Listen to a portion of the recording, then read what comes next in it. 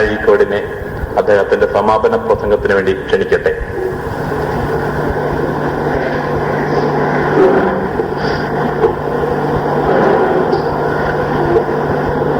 ആരാധ്യമായ ഈ സദസ്സിന് എൻ്റെ വിനീതമായ കൂപ്പുകൈ.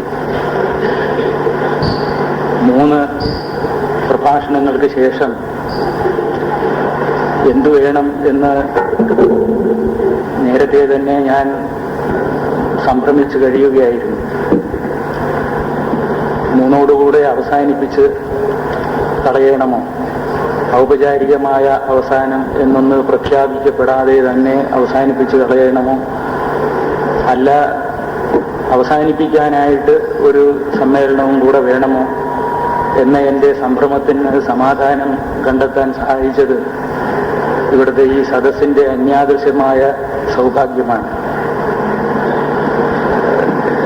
ഞാൻ ഇവിടെ ക്ഷണിക്കപ്പെട്ടപ്പോൾ കരുതിയിരുന്നത് പോലുള്ള ഒരു സദസ്സിൻ്റെ സവിശേഷതയല്ല എനിക്ക് അനുഭവപ്പെട്ടത്.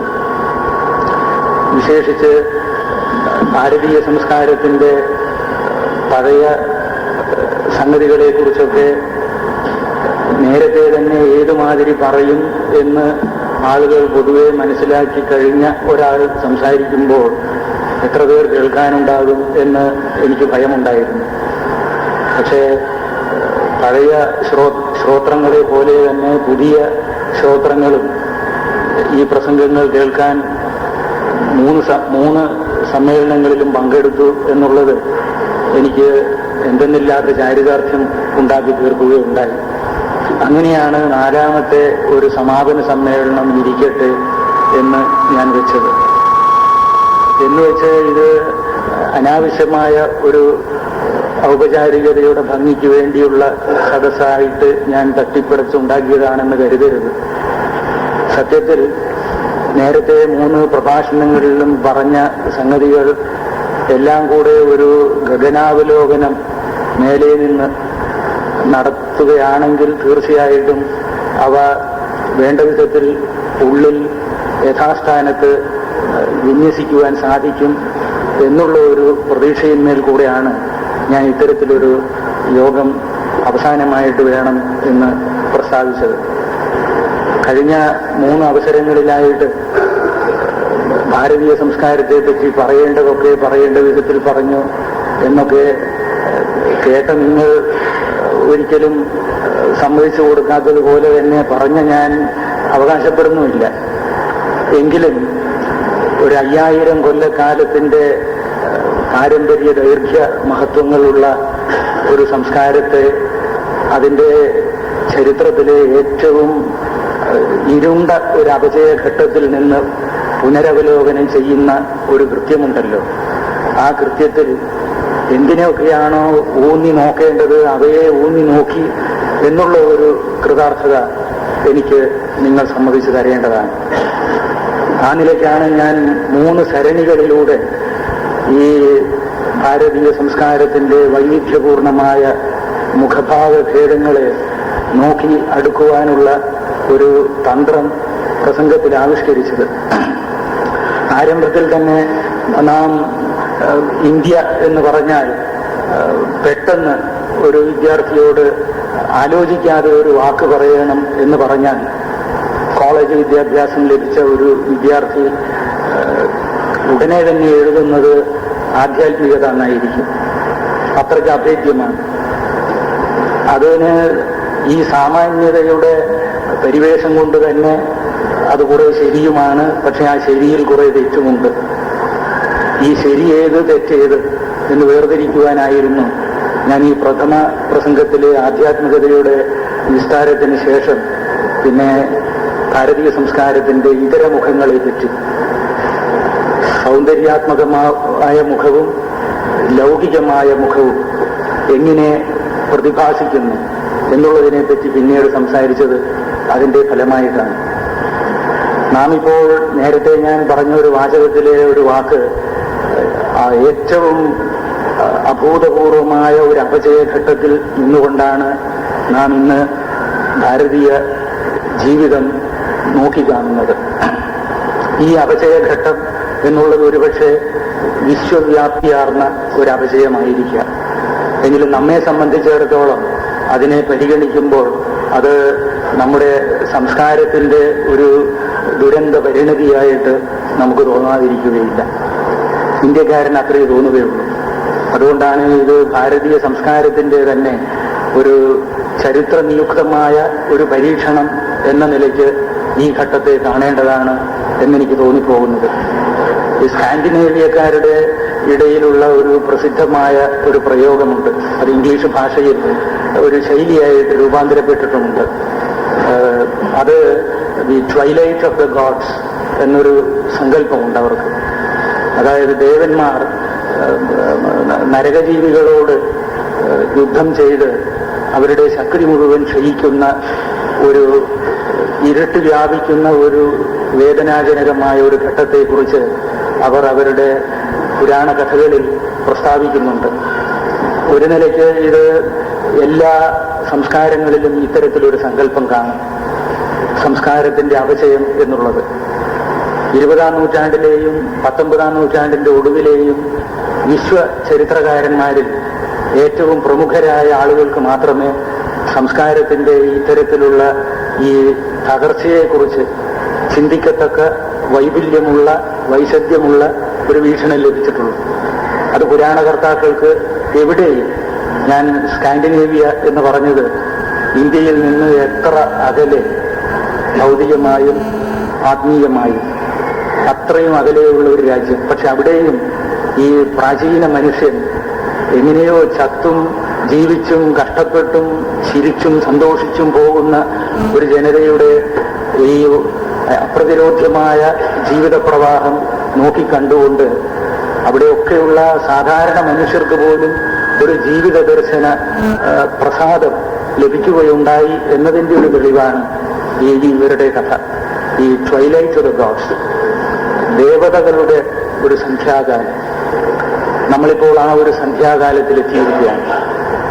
ഈ സന്ധ്യാകാലം പ്രഭാതത്തിലേക്ക് നയിക്കുമോ അല്ല നിരന്തരമായ ഒരു അന്ധകാരത്തിന്റെ ഒരു ഭീകരതയിലേക്ക് നമ്മെ നയിക്കുമോ എന്നൊരു ഘട്ടത്തിൽ നാം നിൽക്കുകയാണ്. ഈ ദേവതകളുടെ ഈ സന്ധ്യാകാലത്തിന്റെ സവിശേഷത ഇന്ത്യയെ സംബന്ധിച്ച് ദേവതകളുടെ ഭാഷയും സംസ്കാരവുമൊക്കെ ഈ രാജ്യത്ത് ഇതൊക്കെ പ്രചരിപ്പിക്കുവാൻ വേണ്ടി മുതിർന്ന ഒരു സംസ്കാരത്തെ പോലും ചീത്തയാക്കുവാൻ നമുക്ക് ചിരകാലം സാധിച്ചു എന്നുള്ളത് നമ്മുടെ ഒരു മേന്മയാണ്. ഈ ജനതയെ എങ്ങനെ പ്രത്യുദ്ധരിക്കും എന്നുള്ളതാണ് ഏറ്റവും വലിയ ചോദ്യം. അപ്പൊ എങ്ങനെയാണെന്ന് വെച്ചാൽ, ഒരു ഡോക്ടർ ഒരു രോഗിയെ ചികിത്സിക്കുവാൻ സന്നദ്ധനായി പരിചരിച്ചും ചികിത്സിച്ചും കൊണ്ടിരിക്കെ രോഗിയുടെ വിഷാണുക്കൾ ഡോക്ടറെ ബാധിച്ച് രോഗിക്ക് മുമ്പ് ഡോക്ടറുടെ അപമൃത്യുവിന് കാരണമാക്കുന്നു എന്നൊരു സ്ഥിതിവിശേഷം സങ്കല്പിക്കാമെങ്കിൽ, അത്തരത്തിലുള്ള ഒരു സ്ഥിതിവിശേഷത്തിൽ നാം ഇപ്പോൾ എത്തിയിരിക്കുകയാണ്. ഒരു ജനതയുടെ ജീവിതത്തെ ജീവിക്കുവാൻ അർഹതയുള്ളതാക്കി തീർക്കുന്നതാണ് സംസ്കാരം എന്ന് ടി.എസ്. എലിയറ്റിന്റെ അതിപ്രശസ്തമായ ഒരു നിർവചനമുണ്ട്. പ്രശസ്തം എന്ന് ഞാൻ പറഞ്ഞത് എല്ലാവർക്കും അറിയുമെന്നുള്ള അർത്ഥത്തിലല്ല. ആർക്കും പലരുടെയും ധാരണ, നമ്മുടെ ഇപ്പോഴത്തെ സാഹിത്യ നിരൂപകന്മാരുടെയും രസികന്മാരുടെയും ഒക്കെ ധാരണ, ടി.എസ്. എലിയറ്റ് സാഹിത്യത്തെക്കുറിച്ച് എന്തെല്ലാമോ പറഞ്ഞു കടന്നുപോയിരുന്നു. സാഹിത്യത്തെക്കുറിച്ച് മാത്രം പറഞ്ഞു കടന്നുപോകുന്ന ഒരുത്തനും ലോകത്തിൽ ഒരു സാഹിത്യ വിമർശകനായി നിലനിന്നിട്ടില്ല. ടി.എസ്. എലിയറ്റും നിലനിൽക്കുകയില്ലായിരുന്നു. അദ്ദേഹം ഈ മിൽട്ടനെ പറ്റിയും ഷേക്സ്പിയറെ പറ്റിയും മാത്രമേ പറഞ്ഞുള്ളൂവരുന്നു.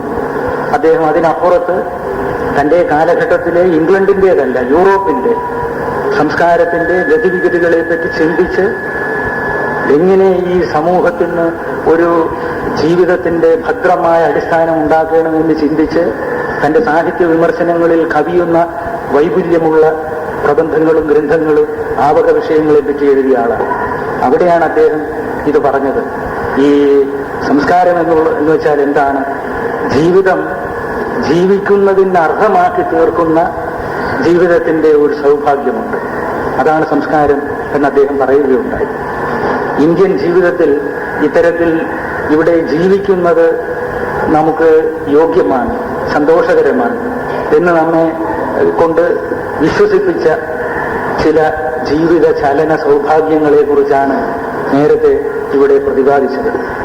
പണ്ടൊക്കെയാണെന്ന് വെച്ചാൽ ഈ ജീവിതാനന്ദമുണ്ടല്ലോ, ഈ ജീവിതാനന്ദം, ആ ജീവിതാനന്ദം വർദ്ധിച്ച് വർദ്ധിച്ച് ഇന്ത്യയിൽ അത് ദേശാഭിമാനത്തിന്റെ രൂപത്തിൽ പ്രത്യക്ഷപ്പെടുകയുണ്ടായി. ആര്യാവർത്തം എന്നുള്ള ഈ സ്ഥാനത്ത് ജീവിക്കേണ്ടതാണ്, മരിക്കേണ്ടതാണ് എന്നൊക്കെ പ്രാചീന മനുഷ്യൻ പറയുകയുണ്ടായി. അത് ആദ്യത്തെ പ്രസംഗത്തിൽ ഞാൻ ബുദ്ധനെ ഉദ്ധരിക്കുകയുണ്ടായില്ല. ഈ ജംബുദ്വീപം എത്ര മനോഹരമാണ് എന്ന് അദ്ദേഹം പറയുകയുണ്ടായി.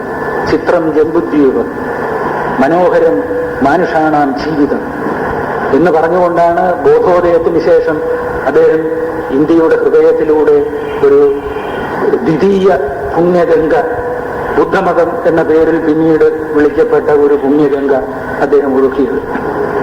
അതുകൊണ്ട് ഇത് കാലം കാലം സംഭവിച്ചുകൊണ്ടിരിക്കുന്നു. കാലം കാലം സംഭവിച്ചുകൊണ്ടിരിക്കുന്നത് കൊണ്ട് ചാവറയിൽ വെച്ച് നമ്മളൊക്കെ ഇപ്പോൾ ചെയ്യുന്ന ഈ ഒരു സംസ്കാര ചിന്തയുണ്ടല്ലോ, അത് നേരത്തെ ഞാൻ പറഞ്ഞതുപോലെ ചരിത്ര നിയുക്തമാണ്. അല്ലെന്ന് വിചാരിച്ച് വല്ലവരും വിഷമിക്കേണ്ട എന്ന് ഞാൻ സൂചിപ്പിക്കട്ടെ. ഇത് ഒരു കാലഘട്ടത്തിന്റെ ആവശ്യമാണ്, അല്ലെങ്കിൽ ഇങ്ങനെയൊന്നും വേണ്ടല്ലോ.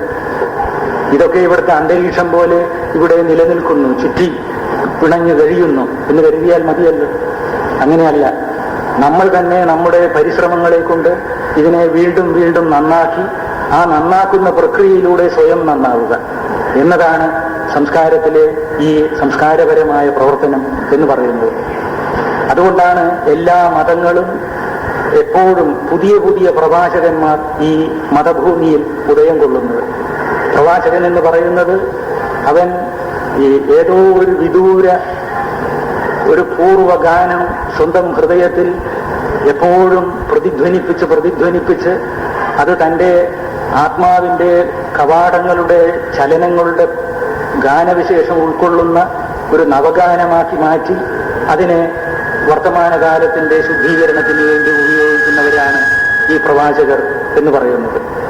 അത് ഇന്ത്യയെ സംബന്ധിച്ചിടത്തോളം ഹിന്ദുമതത്തിന് എന്നും കൈവന്ന ഒരു അസുലഭമായ സിദ്ധി വിശേഷമായിരുന്നു.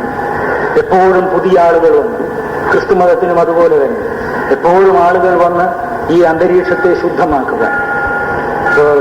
സൂര്യനെ പറ്റി പറഞ്ഞില്ലേ, എന്താണ് സൂര്യൻ ചെയ്യുന്നത്? സൂര്യൻ ഈ കാലചക്രത്തിന്റെ തിരിച്ചലിൽ ഭൗതികമായ ഒരു പ്രവാചക സ്വരൂപം കൈക്കൊള്ളുകയാണ്. അത് മനുഷ്യന്റെ ആത്മീയ ജീവിതത്തിന്റെ ഈ പ്രസ്ഥാനത്തെ ചൂണ്ടിക്കാണിക്കുകയാണ്. 24 മണിക്കൂർ കൊണ്ട് മനുഷ്യ, ഞാൻ ഈ വെളിച്ചത്തിന്റെയും ഇരുട്ടിന്റെയും വഴികളിലൂടെ സഞ്ചരിച്ചു പോകുന്ന നിനക്ക് നീ ശതാബ്ദങ്ങളുടെയും സഹസ്രാബ്ദങ്ങളുടെയും ഈ പ്രഭയും ഛായയും കലർന്ന ചരിത്രത്തിന്റെ ദുർഗമമായ വീഥികളിലൂടെ സഞ്ചരിച്ചു പോകുമ്പോൾ നേരിടുന്ന ദുഃഖത്തിന്റെയും ക്ലേശത്തിന്റെയും സന്തോഷത്തിന്റെയും ആ അത്ഭുതകരമായ അനുഭവത്തിലേക്ക് ഞാൻ ഈ സഹസ്രരശ്മികളിലൂടെ നിന്റെ ശ്രദ്ധയെ ഞാൻ എപ്പോഴും ആകർഷിക്കുകയാണ് എന്നതാവാം ഈ സൂര്യന്റെ നിയോഗം. അങ്ങനെ സന്ധ്യയ്ക്ക് അസ്തമിച്ച് ഇരുട്ടുണ്ടാക്കി മനുഷ്യൻ ഇതിനെ നേരിടുവാൻ കഴിയാതെ ഉറങ്ങി ഉറക്കത്തിൽ പേടിച്ച് സ്വപ്നം കണ്ട് നിലവിളിച്ച് നാളത്തെ പ്രഭാതത്തെ പറ്റി ഓർത്ത് സന്തോഷിച്ച് വീണ്ടും കണ്ണു തുറക്കുമ്പോൾ പോയ സൂര്യൻ പ്രവൃദ്ധകാന്തിയോടുകൂടെ വീണ്ടും ഉദയാചലത്തിൽ വന്ന് നമ്മെ നോക്കി പുഞ്ചിരിച്ച് അഥവാ പരിഹസിച്ച് ചിരിച്ച് നമ്മുടെ മുമ്പാകെ വീണ്ടും പൂർവകഥ അവൻ വീണ്ടും അഭിനയിക്കുകയാണ്. ഇത് മനുഷ്യ ജീവിതത്തിന്റെ സ്വഭാവമാകുന്നു. അതുകൊണ്ട് ഇത്തരം അപജയഘട്ടത്തിൽ നമുക്ക് നമ്മുടേതായ ഏതോ ഒരു ദുഃഖത്തിന്റെ ഒരു കൊച്ചറ സൃഷ്ടിച്ച് അവിടെ ചെന്ന് കണ്ണുനീർ ഒഴുക്കി ഈ ജീവിതത്തിന് ഒരിക്കലും മോചനമില്ല എന്നുള്ള ഒരു പല്ലവി പാടുന്നത് യുക്തമാവുകയില്ല. അത് ജീവിതത്തിന്റെ ഈ ദീർഘമഹിമ എന്നൊരു മഹിമയുണ്ട് ജീവിതത്തിന്. ഈ ദീർഘമഹിമ, അതായത് നിരന്തരമായ കാലത്തിന്റെ സംക്രമണത്തിലൂടെയുള്ള അതിന്റെ ഒരു അനുഭവത്തിന്റെ ഒരു വലുപ്പം, ആ വലുപ്പത്തിൽ നിന്നുകൊണ്ട് മനുഷ്യൻ അവന്റെ പ്രശ്നങ്ങളെ പരിഹരിക്കേണ്ടതാണ്. ആധുനിക രാഷ്ട്രീയ നേതാക്കൾ നമ്മെ ഇതിനെപ്പറ്റി ഒന്നും ചിന്തിക്കാത്തവരെ പോലും എപ്പോഴും നമ്മെ അവർ നിരാശപ്പെടുത്തുന്നത് അവർക്ക് ഈ മനുഷ്യ ജീവിതത്തിന്റെ ഈ ദീർഘമഹിമ, കാലദൈർഘ്യത്തിലൂടെ ഉണ്ടാകുന്ന അനുഭവ പരിണതിയുടെ ഒരു അത്ഭുതകരമായ മഹിമ. ആ മഹിമ അവർക്ക് കാണുവാൻ സാധിക്കുന്നില്ല എന്നതുകൊണ്ടാണ്. ഏതൊരു നേതാവ് ഇത്തരത്തിലൊരു മഹിമ കാണുന്നുവോ ആ നേതാവിന്റെ ഭരണകാലഘട്ടത്തിൽ നമുക്ക് എന്തോ നമ്മുടെ വീട്ടിന്റെ മുൻവശത്തൊരു കാവൽക്കാരനുണ്ട് എന്നുള്ളൊരു ബോധം നമുക്ക് ഉണ്ടായിത്തീരുന്നു. അത് സൃഷ്ടിക്കുവാൻ ഗാന്ധിജിക്കും നെഹ്റുവിനും സാധിക്കുകയുണ്ടായി. നെഹ്റു മരിച്ച സമയത്ത് ഞാൻ ആ സമയത്തെക്കുറിച്ച് ഓർക്കുകയാണ്, ഇന്നും ഓർക്കുകയാണ്. ആ സമയത്ത് നമുക്കെല്ലാം ഒന്നുണ്ടായ ഒരു അനുഭവം ഞാനത് ഏതോ ഒരു പ്രസംഗത്തിൽ പറയുകയുണ്ടായി. അത് നമ്മുടെ വീട്ടിലെ ഒരാൾ, നമ്മുടെ വീട്ടിലെ ഏറ്റവും നല്ല മുറിയിൽ നല്ല കട്ടിലിൽ കിടക്കുന്ന ഒരാൾ മരിച്ച ഒരു പ്രതീതി ഇന്ത്യയിലെ ഓരോ കുടുംബത്തിനും അനുഭവിക്കുവാൻ, യോഗമോ ദുര്യോഗമോ, ഞാനതിനെ ഒരു സദ്യോഗം എന്ന് പറയട്ടെ, അങ്ങനെ ഒരു മനുഷ്യൻ മരിക്കുന്നത് എത്രയോ നൂറ്റാണ്ടുകൾ കഴിഞ്ഞുണ്ടാകുന്ന ഒരു മഹാപുണ്യഫലമാണ് ജവഹർലാൽ നെഹ്റുവിന്റെ മരണം തന്നെ. നമ്മുടെ വീട്ടിലെ ഒരാൾ മരിച്ചതായിട്ട്, അതുപോലെ നമുക്ക് മറ്റുള്ള അവരൊന്നും മരിക്കാതിരിക്കട്ടെ എന്നുള്ള ഒരു സാമാന്യമായ ഒരു അനുഗ്രഹം ഇവിടെ വേണമെങ്കിൽ ഞാൻ ചെയ്യാം. എങ്കിലും ഇപ്പോഴത്തെ ഈ നേതാക്കളൊക്കെ ഉണ്ടല്ലോ, ഈ നേതാക്കൾക്കൊക്കെ ഇത്തരത്തിൽ നമ്മുടെ കുടുംബത്തിലെ ഒരു അത്യന്ത സമീപമായ പുണ്യ സാന്നിധ്യം എന്നൊരനുഭവം ഉണ്ടാക്കുവാൻ ഈ നേതാക്കൾക്ക് ആർക്കും സാധിച്ചിട്ടില്ല. ഗാന്ധിജിയുടെയും ഈ നെഹ്റുവിന്റെയും ഒക്കെ വിശേഷം അതാണ്. അതിന് കാരണം തങ്ങൾ ജീവിക്കുകയും ഭരിക്കുകയും പരിപാലിക്കുകയും തങ്ങൾ വിധി നിർണ്ണയിക്കുകയും ചെയ്ത ഈ രാജ്യത്തിന്റെ ദീർഘമഹിമ, കാലാന്തരങ്ങളിലൂടെയുള്ള അതിന്റെ മഹത്വത്തെ അനുധാവനം ചെയ്ത് പരിപക്വമായ വീക്ഷണം കൊണ്ട് ഈ രാജ്യത്തെ മുഴുവൻ കാണുവാനും അതിനെ വിലയിരുത്തുവാനുമുള്ള കഴിവുകൊണ്ടുണ്ടാകുന്ന ഒരു മഹത്വബോധം അത് ഈ വ്യക്തികൾക്ക് ഉണ്ടായതുകൊണ്ടാണ്. ഇന്ന് നമുക്ക് അത് ഇന്ത്യയിൽ സാധിക്കുന്നില്ല, ഉള്ളതായി തോന്നുന്നില്ല. അതുകൊണ്ട് ഈ കാലഘട്ടത്തിൽ ആധ്യാത്മികവും സൗന്ദര്യാത്മകവും ലൗകികവും രാഷ്ട്രീയവുമായ ഇന്ത്യയുടെ ഏകമായ അഭിലാഷം ഇത്തരത്തിലുള്ള ഒരു ബോധമുള്ള എഴുത്തുകാരുടെ വർഗവും സന്യാസിമാരുടെ വർഗവും ഇവിടുത്തെ രാഷ്ട്രീയ പ്രവർത്തകരുടെ വർഗവും ഇവിടെ ഉണ്ടായിത്തീരട്ടെ എന്നുള്ളതാണ്. ഇതിനെ ഉദ്ദേശിച്ചുകൊണ്ടാണ്, ഈ മട്ടിലാണ് ഞാൻ ഇന്ത്യയെ പറ്റിയുള്ള സംസ്കാരത്തിന്റെ ഈ ഒരു പരിശോധനം കഴിഞ്ഞ 3 പ്രഭാഷണങ്ങളിൽ നടത്തിയത്. ഇതിലൂടെ കടന്നു പോകുന്ന സമയത്ത് ഉരുത്തിരിഞ്ഞു നിൽക്കുന്ന, ഇത് ഇന്ത്യ മുഴുവൻ പുണ്യഭൂമിയാണ് എന്ന് നമുക്ക് സമ്മതിക്കുക. എന്നാൽ തന്നെയും ഒരു ഹിമാലയം തലയുയർത്തി നിൽക്കുന്നല്ലോ, ഒരു ഗംഗ ഒഴുകുന്നല്ലോ, ഒരു വിന്ധ്യനും ഒരു മലയ പർവ്വതവും ഇങ്ങോട്ട് നീണ്ടു നീണ്ടു കിടക്കുന്നല്ലോ എന്നതുപോലെ ഈ സഹസ്രാബ്ദ ദീർഘവും ഈ അത്യന്ത വിശാലവുമായ സംസ്കാരത്തിന്റെ ഈ ചരിത്രം പരിശോധിക്കുമ്പോൾ അങ്ങിങ്ങ് നമുക്ക് ചില ഔന്നത്യങ്ങൾ കാണുവാൻ സാധിക്കും. ആ ഔന്നത്യങ്ങൾ എന്ത് എന്ന് നമുക്ക് ഒന്നുകൂടെ പരിശോധിച്ചു നോക്കാം. അത് കഴിഞ്ഞ പ്രസംഗങ്ങളിലൊക്കെ ഉള്ളതാണ്. അത് ഞാൻ ഒന്നുകൂടെ സമാഹരിക്കുന്നു എന്ന് മാത്രമേ ഉള്ളൂ. അത് ആദ്യമായി ഇതിന്റെ മേന്മകളെ കുറിച്ച് പറയുന്നതിന് മുമ്പ് ഇങ്ങനെ വന്ന നാം ഇപ്പോൾ ഈ അപജയത്തിൽ നിൽക്കുന്നു എന്ന് പറഞ്ഞല്ലോ. ഈ അപജയത്തിന് ഹേതുഭൂതങ്ങളായ ചുറ്റുപാടുകൾ എന്ത് എന്ന് നമുക്കൊന്ന് നോക്കുക. ഹിന്ദുമതം അല്ലെങ്കിൽ ഭാരതീയ സംസ്കാരം ഇന്നിപ്പോൾ നിൽക്കുമ്പോൾ ഈ ഭാരതീയ സംസ്കാരം എന്നുള്ളതിന് അനേകം ആവരണങ്ങളുണ്ട്. അതെല്ലാം കൂടിച്ചേർന്ന് ഒരു സത്വമായി മാറിയതാണ്. ഭാരതീയ സംസ്കാരത്തിന്റെ ഏറ്റവും പുരാതനമായ അതിന്റെ ചൈതന്യ സ്ഫുലിംഗം ഈ ആർഷമോ അല്ലെങ്കിൽ വൈദികമോ അല്ലെങ്കിൽ അദ്വൈതപരമോ ആണ് എന്ന് പറയാമെങ്കിലും അത് പിന്നീട് നൂറ്റാണ്ടുകളിലൂടെ അനേക സംസ്കാരങ്ങളുടെ സമാഗമങ്ങളോട് ചേർന്ന് ബന്ധപ്പെട്ട് പുതിയ ഒരു മുഖഭാവത്തിൽ ഇന്ന് നിൽക്കുന്നുണ്ട്. ഞാൻ മുമ്പ് പലതവണ ഉദ്ധരിച്ച ബഷാം ഒരു 12 ഭിന്ന സംസ്കാരങ്ങളെ കുറിച്ച് പറയുന്നുണ്ട്. ഇതെല്ലാം കൂടെ ചേർന്നിട്ട് നാം ഇപ്പോൾ ഒരു സംസ്കാരമായി മാറുകയാണ്. അതിൻ്റെ തന്നെ തെളിവാണ് ഈ ചാവറയെ ഈ കേന്ദ്രത്തിൽ വെച്ച് ഈ ഭാരതീയരുടെ അദ്വൈത പാരമ്പര്യത്തെക്കുറിച്ച് 4 പ്രസംഗം ചെയ്യുവാനുള്ള ഒരു മനോഭാവവും അത് കേൾക്കുവാനുള്ള ഒരു ഉദ്ബുദ്ധ സദസ്സിന്റെ ഒരു ആവേശവും തെളിയിക്കുന്നത് ഇന്ത്യ അത്തരത്തിലുള്ള ഒരു സംസ്കാരത്തെ ഇവിടെ സൃഷ്ടിച്ചിരിക്കുന്നു എന്നതുമാണ്. അദ്ദേഹം പറയുകയുണ്ടായി, ഇവിടെ ദ്രാവിഡ സംസ്കാരത്തിന് മുമ്പിലത്തെ പ്രോട്ടോ ദ്രവീഡിയൻ എന്ന് പറയുന്ന സംസ്കാരം, ദ്രാവിഡ സംസ്കാരം, ഇന്തോ യൂറോപ്യൻ സംസ്കാരം, അത് കഴിഞ്ഞിട്ട് പിന്നീട് വന്ന ഗ്രീക്കുകാരുടെ സംസ്കാരം, റോമാക്കാരുടെ സംസ്കാരം, സിറിയൻ സംസ്കാരം, അത് കഴിഞ്ഞ് ഹൂണന്മാരുടെ സംസ്കാരം, അത് കഴിഞ്ഞ് ടർക്കിഷ് കൾച്ചറിന്റെ ഇൻവേഷൻ, ഇസ്ലാമിന്റെ ഇൻവേഷൻ, അത് കഴിഞ്ഞ് യൂറോപ്പിലൂടെ ക്രിസ്തുമതത്തിന്റെ ആഗമനം. അതാണ് ഈ ചരിത്രഭൂമി എന്നുള്ളത്, ഈ ഇന്ത്യയുടെ ഈ സമതലം എന്നുള്ളത് അതാണ്. ഇതിനെ മുഴുവനും ഈ പഴയ ആര്യന്മാരുടെ ചിന്ത, ഈ പുതിയ ചിന്തകളും അക്രമങ്ങളും ഒക്കെ വരുന്ന സമയത്ത് ഇതിനെ താലോലിക്കുകയും അതുപോലെ തന്നെ അതിജീവിക്കുകയും ചെയ്യുകയുണ്ടായി. നമ്മൾ ഇന്ന് ഈ ഒരു സങ്കര സംസ്കാരത്തിന്റെ സൃഷ്ടികളാണ്. ആ സങ്കര സംസ്കാരത്തിന്റെ സൃഷ്ടിയിലും നമുക്ക് നമ്മുടെ ഈ പഴയ സംസ്കാരത്തെ ഉപേക്ഷിക്കേണ്ടി വന്നില്ല എന്നത് നമ്മുടെ ഒരു വിജയവുമാണ്. ചരിത്രം നേരത്തെ പറഞ്ഞതുപോലെ 12 12 അത് രാഷ്ട്രീയ ശൈലിയാണ്. എണ്ണുന്നെങ്കിൽ എണ്ണിക്കോ, 10,000 എങ്കിൽ 10,000 എന്ന് പറഞ്ഞതുപോലെ ഈ 12 സംസ്കാരമെങ്കിൽ 12 സംസ്കാരം. ഈ 12 സംസ്കാരവും ഇവിടെ വരുന്ന സമയത്ത് അവയോട് നാം എങ്ങനെ പ്രതികരിക്കുന്ന സമയത്ത് ഒരു രൂപാന്തരമുണ്ടാകും.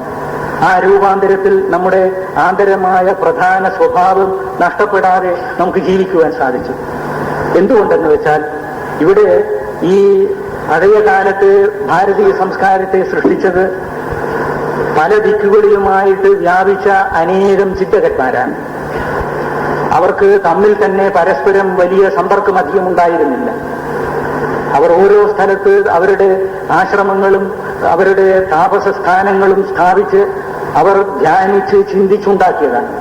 എന്നിട്ട് അതെല്ലാം കൂടെ അവർ കൂട്ടിച്ചേർത്തതാണ്. അവയിൽ നിന്ന് ഒരു പൊതുവായ ഒരു നിശ്വാസം ഇവിടെ ഉയരുകയുണ്ടായി. ആ നിശ്വാസത്തിന്റെ ഏകതയിലാണ് ഈ രാഷ്ട്രം അതിന്റെ പ്രാണനെ ഉൾക്കൊണ്ടത്.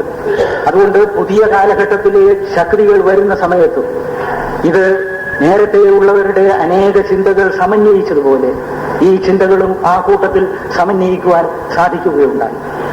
അതിന്റെ ഫലമായിട്ടാണ് ഇസ്ലാമിന്റെ ഏറ്റവും ശക്തിമത്തായ ആഘാതം ഈ സംസ്കാരം നേരിട്ട സമയത്ത് മുഗൾ സാമ്രാജ്യത്തിലെ ഒരു വലിയ ചക്രവർത്തിയുടെ 1ാമത്തെ മകനായ ഡാര ഇവിടുത്തെ ഉപനിഷത്തുകൾ പേർഷ്യൻ ഭാഷയിലേക്ക് തർജ്ജമ ചെയ്യുകയുണ്ടായി. ഡാരയെ പ്രേരിപ്പിച്ചത് ഡാരയുടെ വ്യക്തി സംസ്കാരം എന്നതുപോലെ തന്നെ ഈ രാജ്യത്ത് ഉപനിഷത്ത് പേർഷ്യൻ ഭാഷയിലോട്ട് തർജ്ജമ ചെയ്യുകയാണെങ്കിൽ അതിൽ അനുമോദിക്കുന്ന ഒരു വിസ്തൃത ഹൃദയം ഇവിടെ പണ്ടേ പ്രഫുല്ലമാണ് എന്നുള്ളൊരു വിശ്വാസത്തിന്റെ ഒരു ആത്മധൈര്യവും അദ്ദേഹത്തിന് സിദ്ധിച്ചതിന്റെ ഫലമായിട്ടാണ് അദ്ദേഹം തർജ്ജമ ചെയ്തത്. ആ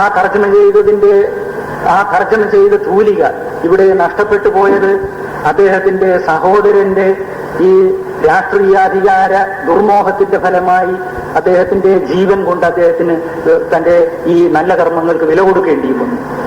ഇതൊക്കെ കാണിക്കുന്നത് ഇത്തരത്തിലുള്ള ഒരു സംസ്കാരത്തിന്റെ സ്വഭാവമാണ്. ഇതിനെയാണ് നാം ഇന്ന് പറഞ്ഞ് ചീത്തയാക്കിയ ഒരു പദത്തിലൂടെ വിശേഷിപ്പിക്കുന്നത്. ഇതിനെയാണ് നാം ഡെമോക്രസി എന്ന് പറയുന്നത്. മറ്റൊരുത്തന്റെ അഭിപ്രായത്തെയും ആദരിക്കുക, ബഹുമാനിക്കുക. നമ്മളിപ്പോൾ ഇതിന് ടോളറൻസ് എന്ന് പറയുകയാണ്. അത് ഇതിന് വന്നിരിക്കുന്ന ഒരു അധപ്പതനത്തെ കാണിക്കുന്നു.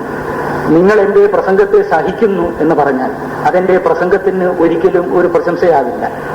സഹിക്കുന്നു എന്നുള്ളത് ഞാൻ മനസ്സിലാക്കിയിട്ട് എന്റെ പ്രസംഗത്തെ ഞാൻ എളുപ്പത്തിൽ അവസാനിപ്പിക്കേണ്ടതാണ്. ടോളറേറ്റ് ചെയ്യുന്നു എന്നാണ്. അന്യസംസ്കാരങ്ങളെ ടോളറേറ്റ് ചെയ്യുകയല്ല, അന്യസംസ്കാരങ്ങളെ സ്വായത്തമാക്കുകയാണ്. സ്വായത്തമാക്കുക എന്ന് പറഞ്ഞാൽ തന്റെ ആത്മാവിന്റെ ഭാഗമാക്കി തീർക്കുകയാണ്. അപ്പൊ ഇതാണ് നമുക്ക് ഈ സംസ്കാരത്തിന്റെ ആകപ്പാടെയുള്ള ഒരു ശക്തി ഇതാണ് എന്ന് നാം മനസ്സിലാക്കേണ്ടത്. ഈ ഒരു ചിന്ത പണ്ട് എവിടെയും ഉണ്ടായിരുന്നു. ഇപ്പോ നമ്മളിപ്പോ ഭൂരിപക്ഷത്തിന്റെ അഭിപ്രായം എന്നൊക്കെ പറയില്ലേ, സായണന്റെ ഭാഷ്യത്തിൽ ഒരിടത്ത് പറഞ്ഞിരുന്ന ഒരു വാക്യം ഞാൻ പണ്ടെന്നോ കുറിച്ചു വെച്ചത് ഞാൻ ഇതിനിടെ നോക്കിയപ്പോൾ വായിച്ച് വാസ്തവത്തിൽ എനിക്ക് അത്ഭുതപ്പെട്ടുപോയി. സായണൻ പറയുകയാണ്, അനവധി ആളുകൾ ഒന്നിച്ചു കൂടിച്ചേർന്ന് ഒരു വാക്യം തന്നെ പറയുകയാണെങ്കിൽ ആ വാക്യത്തിനെതിരായിട്ട് ബാക്കി കുറച്ചാളുകൾ അഭിപ്രായം എതിര് പറയാൻ പാടില്ലാത്തതാണ്. ബഹവ സംഭൂയ ഏകം വാക്യം യതി വദേയും അത് പരേണ അതിലംഘ്യം എന്ന് സായണൻ പറയും. അനേകം ആളുകൾ ഒന്നിച്ചു ചേർന്ന് ഒരു അഭിപ്രായം പറയുകയാണെങ്കിൽ, ഒരു വാക്യം പറയുകയാണെങ്കിൽ ആ വാക്യം അതിലംഘിക്കുവാൻ പിന്നീട് കുറച്ചാളുകൾക്ക് അവകാശമില്ലാത്തതാണ് എന്ന് അദ്ദേഹം പറയുന്നു. ഇതിവിടെ ഡെമോക്രസിയുടെ ആരംഭത്തെക്കുറിച്ച് സ്വപ്നം കാണുന്നതിന് മുമ്പ് ഇവിടെ ആത്മീയമായ ചിന്തയുടെ സമത്വത്തിന്റെ ഒരു ഉന്നത ബിന്ദുവിൽ വെച്ച് ഈ രാഷ്ട്രീയ ധർമ്മം നമുക്ക് പ്രഖ്യാപിക്കുവാനും സാക്ഷാത്കരിക്കുവാനും സാധിച്ചു. അതുകൊണ്ട് ഇന്നത്തെ കാലഘട്ടത്തിലെ ഏറ്റവും വലിയ കാഴ്ചയായിട്ട് ഞാൻ കാണുന്നത് ഈ ആത്മീയ സൗന്ദര്യാത്മക ഭൗതിക ജീവിതങ്ങളുടെ ഈ വേർതിരിവാണ്. അതുകൊണ്ട് ഈ ദേവതകളുടെ സാന്ധ്യകാലത്ത്, ഈ സാന്ധ്യകാലമാണ് നമുക്ക് ഏറ്റവും ആവൽക്കരമായ കാലം എന്ന് പറയുമല്ലോ. അങ്ങനെയാണ് നമ്മുടെ പഴയ ഒരു കഥ, ഈ ഹിരണ്യകശിപുവിന്റെയും പ്രഹ്ലാദിന്റെയും കഥയുണ്ടല്ലോ. അപ്പോ സന്ധ്യക്കാണ് ഇവന്റെ വധം നടക്കുന്നതെന്നാണ്. അത് എല്ലാ മിത്തോളജിയിലുമുള്ള ഒരു സങ്കല്പമാണ്. ഇരുട്ടിങ്ങനെ വെളിച്ചം, എവിടെയും വെളിച്ചം വ്യാപിച്ചു നിൽക്കുന്ന ഒരു രാജ്യത്ത് ഇരുട്ട് എവിടെയും നിന്നില്ലാതെ വരികയാണ്. ആ ഇരുട്ടിന്റെയും വെളിച്ചത്തിന്റെയും സന്ധ്യയുടെ മുഹൂർത്തമാണ് ദേവതകളുടെ സാന്ധ്യകാലം. മനുഷ്യൻ ഭയപ്പെടുകയാണ്. പഴയ കാലഘട്ടത്തിൽ ഈ ഭയത്തെ ഇന്ത്യയിൽ മനുഷ്യൻ അതിജീവിച്ചത് ഈ വിദ്യുച്ഛക്തി വിളക്കുകളെ സ്വിച്ച് ഓൺ ചെയ്തിട്ടല്ല, നേരെ മറിച്ച് എല്ലാ കുടുംബങ്ങളിലും ഈ ദൈവ പ്രാർത്ഥന ചെയ്തുകൊണ്ടായിരുന്നു. ഏറ്റവും വലിയ വെളിച്ചം അതുമാത്രമാണ്. സചേതന, ആശാന്റെ ഒരു പ്രാർത്ഥന, സചേതന, ഇതൊക്കെ ഞാൻ ചെറുപ്പത്തിൽ ചൊല്ലിയതാണ്. ആശാൻ അറിഞ്ഞിട്ടൊന്നുമല്ല കേട്ടോ, ഇത് എഴുതിയത് ആശാനാണ് എന്നറിഞ്ഞിട്ടൊന്നുമല്ല. ആരെഴുതി എന്നുള്ളത് പോലും പ്രശ്നമല്ലായിരുന്നു. സചേതനാചേതനം ഈ പ്രപഞ്ചം സർവം വിളക്കുന്ന കെടാവിളക്ക് സന്ധ്യയ്ക്കുള്ള പ്രാർത്ഥനയാണ്. എന്തുചിത ഔചിത്യ സുന്ദരമായ ഒരു പ്രാർത്ഥന. സചേതനാചേതനം ഈ പ്രപഞ്ചം സർവം വിളക്കുന്ന കെടാവിളക്ക് സമസ്ത ഭവ്യങ്ങളും ഉള്ളിലാഴ്ത്തും സ്നേഹപ്പരപ്പിൻ കടലെ തൊഴുന്നു. ഞാൻ നിന്നെ തൊഴുന്നു. ഇവിടെ ചേതനങ്ങൾക്കും അചേതനങ്ങൾക്കും എപ്പോഴും നിത്യമായി വെളിച്ചം കൊടുക്കുന്ന അല്ലയോ ദീപമേ, സ്നേഹത്തിന്റെ പരപ്പായ കടലെ നിന്നെ ഞാൻ തൊഴുന്നു എന്ന് പറഞ്ഞുകൊണ്ടാണ് കുട്ടികൾ ഈ സന്ധ്യയ്ക്ക് പ്രാർത്ഥിക്കുന്നത്. അതാണ് ഇവിടുത്തെ ഒരു സംസ്കാരത്തിന്റെ സ്വഭാവം എന്ന് പറയുന്നത്. അവിടെ വാസ്തവത്തിൽ മതത്തിന്റെ പരിച്ഛേദമില്ല ആ ഒരു പ്രാർത്ഥനയിൽ. അത് ഹൈന്ദവം എന്ന് പറയാനില്ല, അത് ക്രൈസ്തവം എന്ന് പറയാനില്ല, അത് മാഹമ്മദം എന്ന് പറയാനില്ല. മനുഷ്യന്റെ ആന്തരമായ അനുഭൂതിയുടെ അതിസ്വച്ഛതയുടെ ആ മുഹൂർത്തത്തിൽ മനുഷ്യൻ അവന്റെ സമസ്ത ഭേദബുദ്ധിയെയും അവൻ ഉപേക്ഷിച്ചുകൊണ്ട് വൃത്തികെട്ട അവന്റെ വസ്ത്രങ്ങളെല്ലാം ഈ അലക്കാൻ കൊടുത്തിട്ട് ശുഭ്രവസ്ത്രം ധരിക്കുന്നത് പോലെ അവൻ ഈ തേജസ്സിൽ അരുളുകയാണ്. ആ തേജസ് നമുക്കിന്ന് നടത്തേണ്ടതാകുന്നു. ഞാൻ വീട്ടിൽ ചെല്ലുന്ന സമയത്ത്, ഞാൻ എന്റെ പ്രസംഗത്തിന്റെ ഒടുവിൽ പറയേണ്ടത് പണ്ടൊരു രാഷ്ട്രീയ നേതാവ് പറഞ്ഞതുപോലെ ഞാൻ ആദ്യം പറയുകയാണ്. വീട്ടിൽ ചെല്ലുന്ന സമയത്ത് ഇപ്പോൾ അവിടെ പ്രാർത്ഥിക്കുവാൻ അമ്മ മാത്രമേ ഉള്ളൂ. അമ്മയ്ക്ക് 82 വയസ്സുണ്ട്. അമ്മയ്ക്ക് ഇന്നത്തെ നിലയ്ക്ക് ഡോക്ടർമാര് പ്രാർത്ഥിക്കരുത്, അത് ഹാർട്ട് അറ്റാക്കിനെ വർദ്ധിപ്പിക്കും എന്ന് ഉപദേശിക്കുന്ന ഒരു കാലമാണ്. എല്ലാ ബ്ലഡ് പ്രഷറും പിന്നെ സമസ്ത കാര്യങ്ങളുമുണ്ട്. പക്ഷെ അവർ ഈ രാവിലെ സുഖം ഒക്കെ കഴിഞ്ഞ് ഈ പ്രാർത്ഥിക്കുന്ന സമയത്ത് പ്രത്യേകമായ ചൈതന്യമാണ്. അപ്പൊ എന്റെ പെങ്ങളുടെ മക്കളുണ്ട്, അവര് അവിടെ കൂടെ ഇരുന്ന് പ്രാർത്ഥിക്കുകയില്ല. അതിന്റെ ദുഷ്ഫലം അവന്റെയൊക്കെ ജീവിതത്തിൽ കാണാനുമുണ്ട്. ഞാനവിടെ വെച്ച് പറയാറില്ല, നമുക്കങ്ങനെ വീട്ടിലുള്ളവരെ പറ്റി അകലെ വെച്ചല്ലാതെ വീട്ടിൽ വെച്ച് കുറ്റം പറയാനൊക്കില്ല. അതുകൊണ്ട് ഇവിടെ വെച്ച് പറയുകയാണ്. ഇത് ഞങ്ങളൊക്കെ അത് ചൊല്ലുന്ന കാലത്ത് വിദ്യുച്ഛക്തി ഇല്ലായിരുന്നു. ഞാൻ ഉറച്ചു വിശ്വസിക്കുന്നു ഈ രാജ്യത്തിൽ വിദ്യുച്ഛക്തി വന്നത്, വിദ്യുച്ഛക്തി ഇല്ലാത്ത കാലത്ത് ഈ കെടാവിളക്കിന് വേണ്ടി പ്രാർത്ഥിച്ച ഞങ്ങളുടെ ഈ ആത്മാവിന്റെ ദയനീയതയുടെ മുമ്പാകെ ഈശ്വരപ്രസാദം എന്ന നിലയ്ക്ക് മാത്രമാണ് എന്ന് ഞാൻ വിചാരിക്കുകയാണ്. അപ്പൊ ഇതൊരു വലിയ സംസ്കാരമാണ്. ഈ പ്രാർത്ഥനയുടെ മുഹൂർത്തത്തിൽ ഇവിടെ കഠാരി ഉയർത്തിപ്പിടിക്കുവാൻ വേണ്ടി ഇവിടെ ഒരു നേതാവിന്റെ വാക്കും ശക്തമാവുകയില്ല. മനുഷ്യന്റെ ഈ ഐക്യം നമ്മൾ ഈ കഴിഞ്ഞ 3 ദിവസത്തെ വാക്കുകളിലൂടെയും എത്തിപ്പിടിക്കുവാൻ ശ്രമിച്ചത് സാംശുലഭ്യമായ ഫലം എന്ന് കാളിദാസൻ പറഞ്ഞില്ലേ. വാമനന്മാർ എത്തിപ്പിടിക്കുവാനുള്ള ഈ ഉയർന്നവർക്ക് മാത്രം സാധ്യമായ ഒരു മധുരഫലം, ആ ഫലം സംസ്കാര ഫലം. ഇവിടുത്തെ ഈ കാലഘട്ടത്തിലെ വാമനന്മാർ, വാമനൻ എന്ന് പറഞ്ഞാൽ വാമന സ്റ്റോറുള്ള കാലഘട്ടത്തിൽ അതൊരു കുറ്റമായി പറയാനൊക്കുകയില്ല. ഞാൻ പറയാവുന്ന വാക്കുകളിൽ വെച്ച് പീറവാക്ക് എന്ന നിലയ്ക്കാണ് ഞാൻ വാമനൻ എന്ന് പറയുന്നത്. വാമന സ്റ്റോറല്ല, മാവേലി സ്റ്റോറാണെങ്കിൽ. അതെ, വാമനൻ മറ്റേ എതിരാളിയുമാണ്. അപ്പോ ഈ വാമനനുണ്ടല്ലോ, എന്താണ് ഞാൻ പറഞ്ഞത്? അതെ, വാമനൻ. അപ്പോ ഈ മധുരഫലം, സംസ്കാരത്തിന്റെ ഏകീഭാവത്തിന്റെ ഈ സുന്ദരമായ ഈ ഫലം, അത് പറിക്കുവാനാണ് ഗാന്ധിജി മറ്റും നമ്മെ ഉയർത്തിയത്. അങ്ങനെയാണ് നമ്മൾ വളർന്നത്. ഈ ത്രിവർണ പതാകയുടെ മുമ്പിൽ കൊച്ചുകുട്ടികൾ അണിനിരന്നുകൊണ്ട് ഇതാ ഞാൻ അന്ന് ചൊല്ലിയതുപോലെ, ഇതാ ഞങ്ങൾ സമർപ്പിപ്പു മുതാ ഞങ്ങൾ സ്വജീവിതം ഇതിനെ നീ സ്വർഗത്തിലേക്ക് ഉയർത്തിയാലും എന്ന് 10-12 വയസ്സിൽ ചൊല്ലിയത് ഈ അത്യുന്നതമായ ഈ മധുരഫലം പറിക്കുവാൻ വേണ്ടിയായിരുന്നു. പക്ഷെ ഇന്നിവിടെ കാണുന്നത് മുഴുവനും ഏതൊരു ഐക്യത്തെ ഇതാ ഇന്നല്ലെങ്കിൽ നാളെ ഇവിടുത്തെ കൊച്ചുകുട്ടികൾ തങ്ങളുടെ കൈപ്പിടിയിൽ ഒതുക്കും എന്നിവിടെ ഈ മുതിർന്ന തലമുറ ഏത് നിമിഷത്തിൽ വിശ്വസിച്ചുവോ ആ നിമിഷം പളുങ്കുപാത്രം പോലെ ചരിത്രത്തിന്റെ ഈ കനത്ത പാറക്കെട്ടിന്മേൽ വെച്ച് പൊളിഞ്ഞ് തകർന്ന് ഇവിടെ നമ്മൾ ഉണ്ടാക്കി വയ്ക്കുവാൻ വേണ്ടി ഉദ്ദേശിച്ച ഈ അർദ്ധ മനുഷ്യ മാതൃക, ആ മാതൃക തകർന്ന് ഇവിടെ ഭിന്ന സമുദായങ്ങളുടെ അപ്പുറത്തുള്ള സമുദായങ്ങളും ആയി മാറിയിരിക്കുകയാണ്. ഇന്ത്യൻ സംസ്കാരത്തിന്റെ ഏറ്റവും വലിയ തകർച്ച ഇതാണ് എന്ന് ഞാൻ വിചാരിക്കുന്നു. അതാണ് ആശാൻ പാടിയത്, അന്നേ പാടി.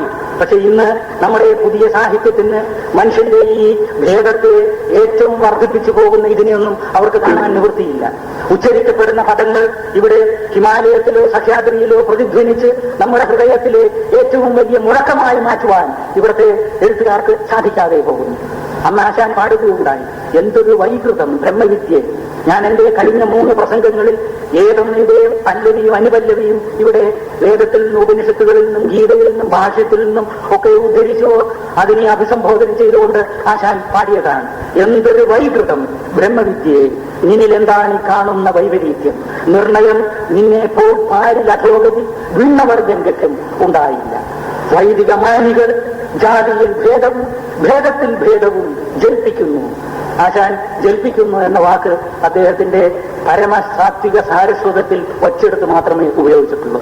അത് എത്ര ഉചിതമായ സ്ഥാനം എന്ന് സാഹിത്യ വിമർശകൻ അതിനെ അനുമോദിക്കുകയും ചെയ്യും. ജാതിയും ജാതിയിൽ എന്തൊരു അത്ഭുതം! ഇവിടെ ഏതൊരു മഹാ സൗന്ദര്യത്തിന്റെ ഒരു ഇടം ഇവിടെ സൃഷ്ടിച്ച് അതിനെ സാക്ഷാത്കരിക്കുവാൻ ശ്രമിച്ചുവോ അതിന്റെ നേരെ അപ്പുറത്ത് അതിന്റെ പരമവൈകൃതം ഉണ്ടാക്കുവാൻ നമുക്ക് സാധിച്ചിരിക്കുന്നു. അതാണ് ഇന്നത്തെ ഏറ്റവും വലിയ അപകടം എന്ന് നമുക്ക് പറയേണ്ടിയിരിക്കുന്നു. അതുകൊണ്ട് ഈ ഭേദബുദ്ധി അവസാനിപ്പിക്കുക. പണ്ടേ ഉള്ള ഒരു ഗാനം ഒച്ചയെന്ന് മാത്രമാണ്, ഇവിടെ ഒന്നേ ഉള്ളൂ. ആൽഡസ് ഹക്സ്ലി അദ്ദേഹത്തിന്റെ പെരനിയൽ ഫിലോസഫി എന്ന പുസ്തകത്തിലെ 1-ാമത്തെ അധ്യായത്തിന് കൊടുത്ത തലക്കെട്ടെന്താണ് എന്ന് നിങ്ങൾക്കറിയാമെന്ന് ചോദിക്കുമ്പോൾ നിങ്ങൾ വിചാരിക്കും ഇവനാ ഉത്തരം അറിഞ്ഞുകൂടാന്ന്. അങ്ങനെയാണല്ലോ സാധാരണ ഈ പ്രസംഗങ്ങളിലെ ചോദ്യം. അത് ഒരു വാചക രീതിയേ ഉള്ളൂ. അദ്ദേഹത്തിന്റെ 1-ാമത്തെ അധ്യായത്തിന്റെ തലക്കെട്ട് തത്വമസി എന്നാണ്. ഇംഗ്ലീഷിൽ ദാറ്റ് ദൗ ആർട്ട് എന്നാണ് അദ്ദേഹം തർജ്ജമ ചെയ്തിരിക്കുന്നത്. 1-ാമത്തെ അധ്യായം പെരനിയൽ ഫിലോസഫി എന്നുള്ളതാണ്. നീ എന്തിനെ അതായി കാണുന്നുവോ അത് നീ തന്നെയാകും. അതാണ് സത്യം. ഇത് നാം ബുദ്ധിയിൽ ഉറങ്ങുന്ന സമയത്തും ഇത് നിങ്ങളിൽ പ്രസവിച്ചുകൊണ്ടേ ഇരിക്കേണ്ടിയിരിക്കുന്നു. അതിനുവേണ്ടിയാണ് പ്രാചീന ഭാരതീയർ ഇവിടെ ആത്മീയതയുടെ ധ്യാനവും കലയുടെ സൗന്ദര്യത്തിന്റെ സൗന്ദര്യവും ഭൗതിക ജീവിതത്തിലെ ധർമ്മസംഹിതകളും ഇവിടെ ഉണ്ടാക്കിയത് ഇതിനു വേണ്ടിയായിരുന്നു. അതാണ് ഇന്ന് തീരെ നശിപ്പിച്ചു കളഞ്ഞത്. അതുകൊണ്ട് നാം ഇവിടെ ഇന്ന് ഒരു രാഷ്ട്രീയ നേതാവിനെ തിരഞ്ഞെടുക്കുന്നുണ്ടെങ്കിൽ ആ രാഷ്ട്രീയ നേതാവ് നമ്മുടെ പ്രതിനിധിയും ഭരണകർത്താവും സംരക്ഷകനും രാത്രിയിൽ നമ്മുടെ സെന്റിനലും ഒക്കെ ആയിട്ട് തിരഞ്ഞെടുക്കുന്നുണ്ടെങ്കിൽ ഇതാ ഈ ഒരു മഹാബോധം ഉള്ള വ്യക്തിയായിരിക്കണം. ഇന്നത് മുഴുവൻ തകർത്ത് ഇന്നിവിടെ സംഭവിക്കുന്നത് ആത്മീയതയുടെ പരമജീർണതയാണ്. രാഷ്ട്രീയത്തിന്റെ ജീർണത എന്ന് ഞാൻ പറയുന്നു. ഇവിടെ ആത്മീയതയുടെ പരമജീർണത ഇവിടെ നടക്കുകയാണ്. നാം ഇതെല്ലാം പറയുകയും പറഞ്ഞതിന് ശേഷം നാം വീട്ടിൽ പോയി നമ്മുടെ ആ പഴയ വൃത്തികെട്ട കുപ്പായമുണ്ടല്ലോ, അത് ഈ കുപ്പായം മാറ്റി ആ കുപ്പായം തന്നെ ഇട്ട് ഈ ദുർഗന്ധ പരിവാരത്തോടുകൂടെ നാം നമ്മുടെ സാധാരണ ജീവിതത്തിലേക്ക് വീണ്ടും ഇറങ്ങുകയും ചെയ്യുകയാണ്. അത് മാറ്റണം എന്നുള്ളതാണ് നമ്മുടെ ഏറ്റവും വലിയ ആവശ്യം. ഇവിടെ രാഷ്ട്രീയ നേതാക്കൾ ഇവിടെ ഓരോ ക്ഷേത്രത്തിലും പോയി ആരാധിക്കുന്നു. അതിന്റെ പടങ്ങൾ പിറ്റേന്ന് പത്രത്തിൽ വരികയും ചെയ്യുന്നു. ഈ രാഷ്ട്രീയ നേതാക്കൾക്ക് ഈ ക്ഷേത്രാരാധനയുടെ പരമശുദ്ധി അവരുടെ ജീവിതത്തിൽ ഒരു കണികയെങ്കിലുമുണ്ട്. അവർ ചെയ്യുന്ന കൃത്യങ്ങൾ അവരൊരിക്കലും ചെയ്യുകയില്ല. അവർ പറയുന്ന പാപങ്ങൾ അവരൊരിക്കലും പറയുകയില്ല.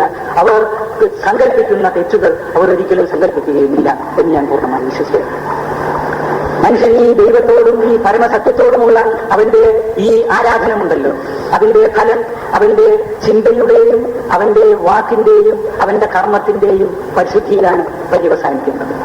മാതൃഭൂമിയിലും മനോരമയിലും ഒന്നാമത്തെ പേജിൽ 4 ഹെഡിങ്ങിൽ വരുന്ന പടത്തിലല്ല അത് പര്യവസാനിക്കുന്നത്. മനുഷ്യശുദ്ധി ഇതാണ്. ഇത് വിശ്വസിക്കുന്ന ഒരു ജനതയും ഇവിടെയുണ്ട്. നമുക്ക് അനുസൃതമായ ഒരു ഭരണകൂടം ഇവിടെ കിട്ടിയിരിക്കുന്നു. നമ്മുടെ ആത്മാവിൽ ഉള്ള ദുർഗന്ധം നാം വെളിയിൽ കാണുകയാണ്. നേതാക്കളെ മാത്രം പറഞ്ഞിട്ട് കാര്യമില്ല.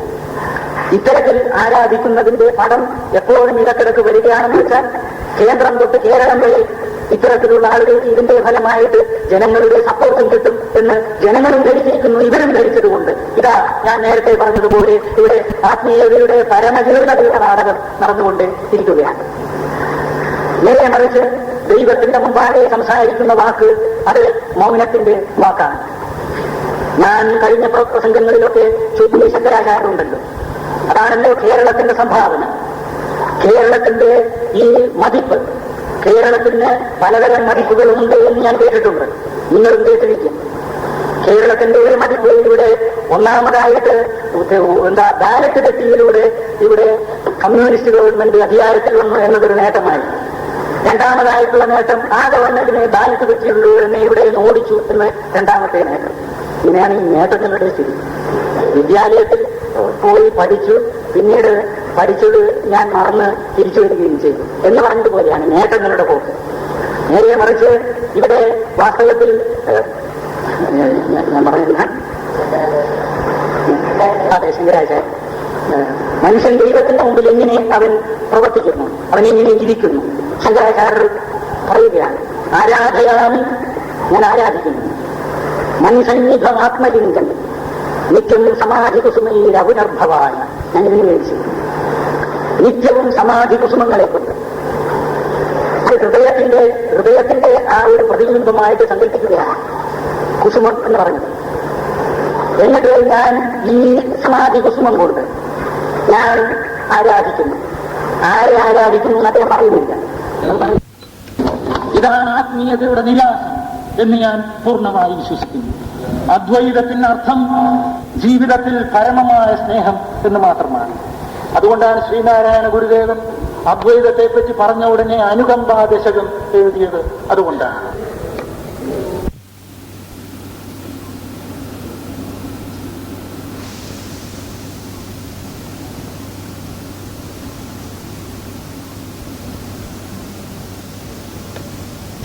നേതാക്കൾ എന്ന് ഞാനിവിടെ അടിവരയിട്ട് പറഞ്ഞു. മുഖ്യമന്ത്രി കരുണാകരന് ഇവിടെ ധീരത വേണ്ടതാകുന്നു. എന്തിന്?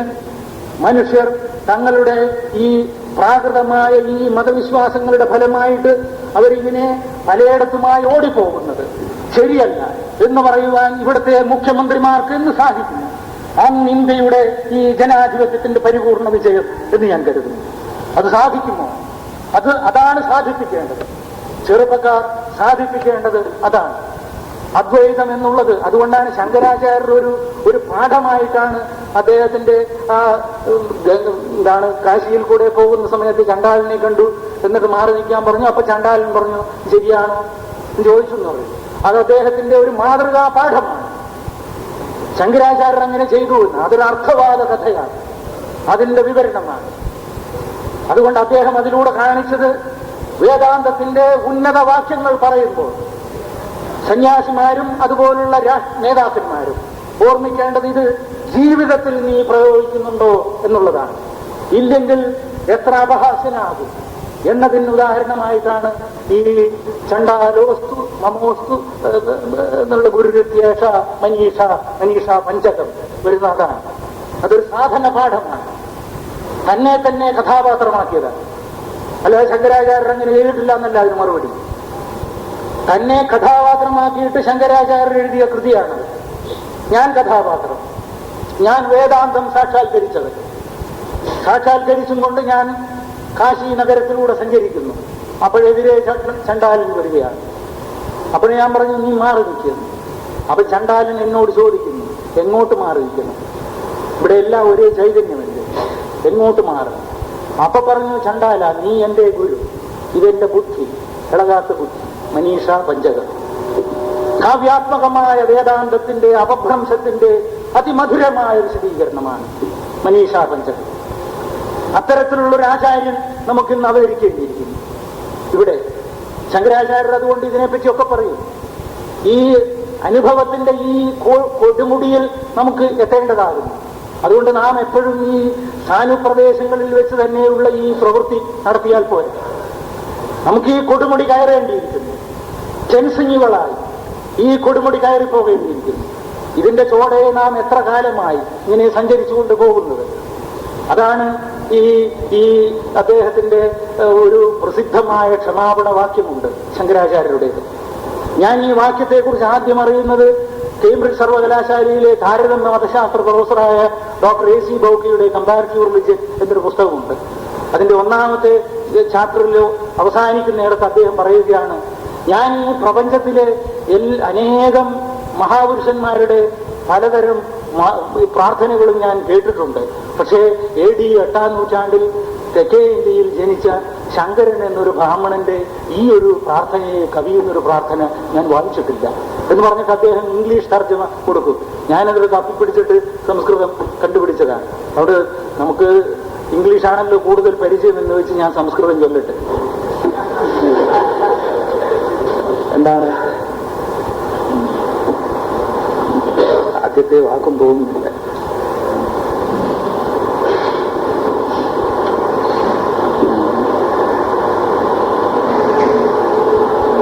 രണ്ടാമത്തെ വരി എനിക്ക് കിട്ടി. അപ്പോൾ അടുത്തത് കിട്ടുമായിരിക്കുക.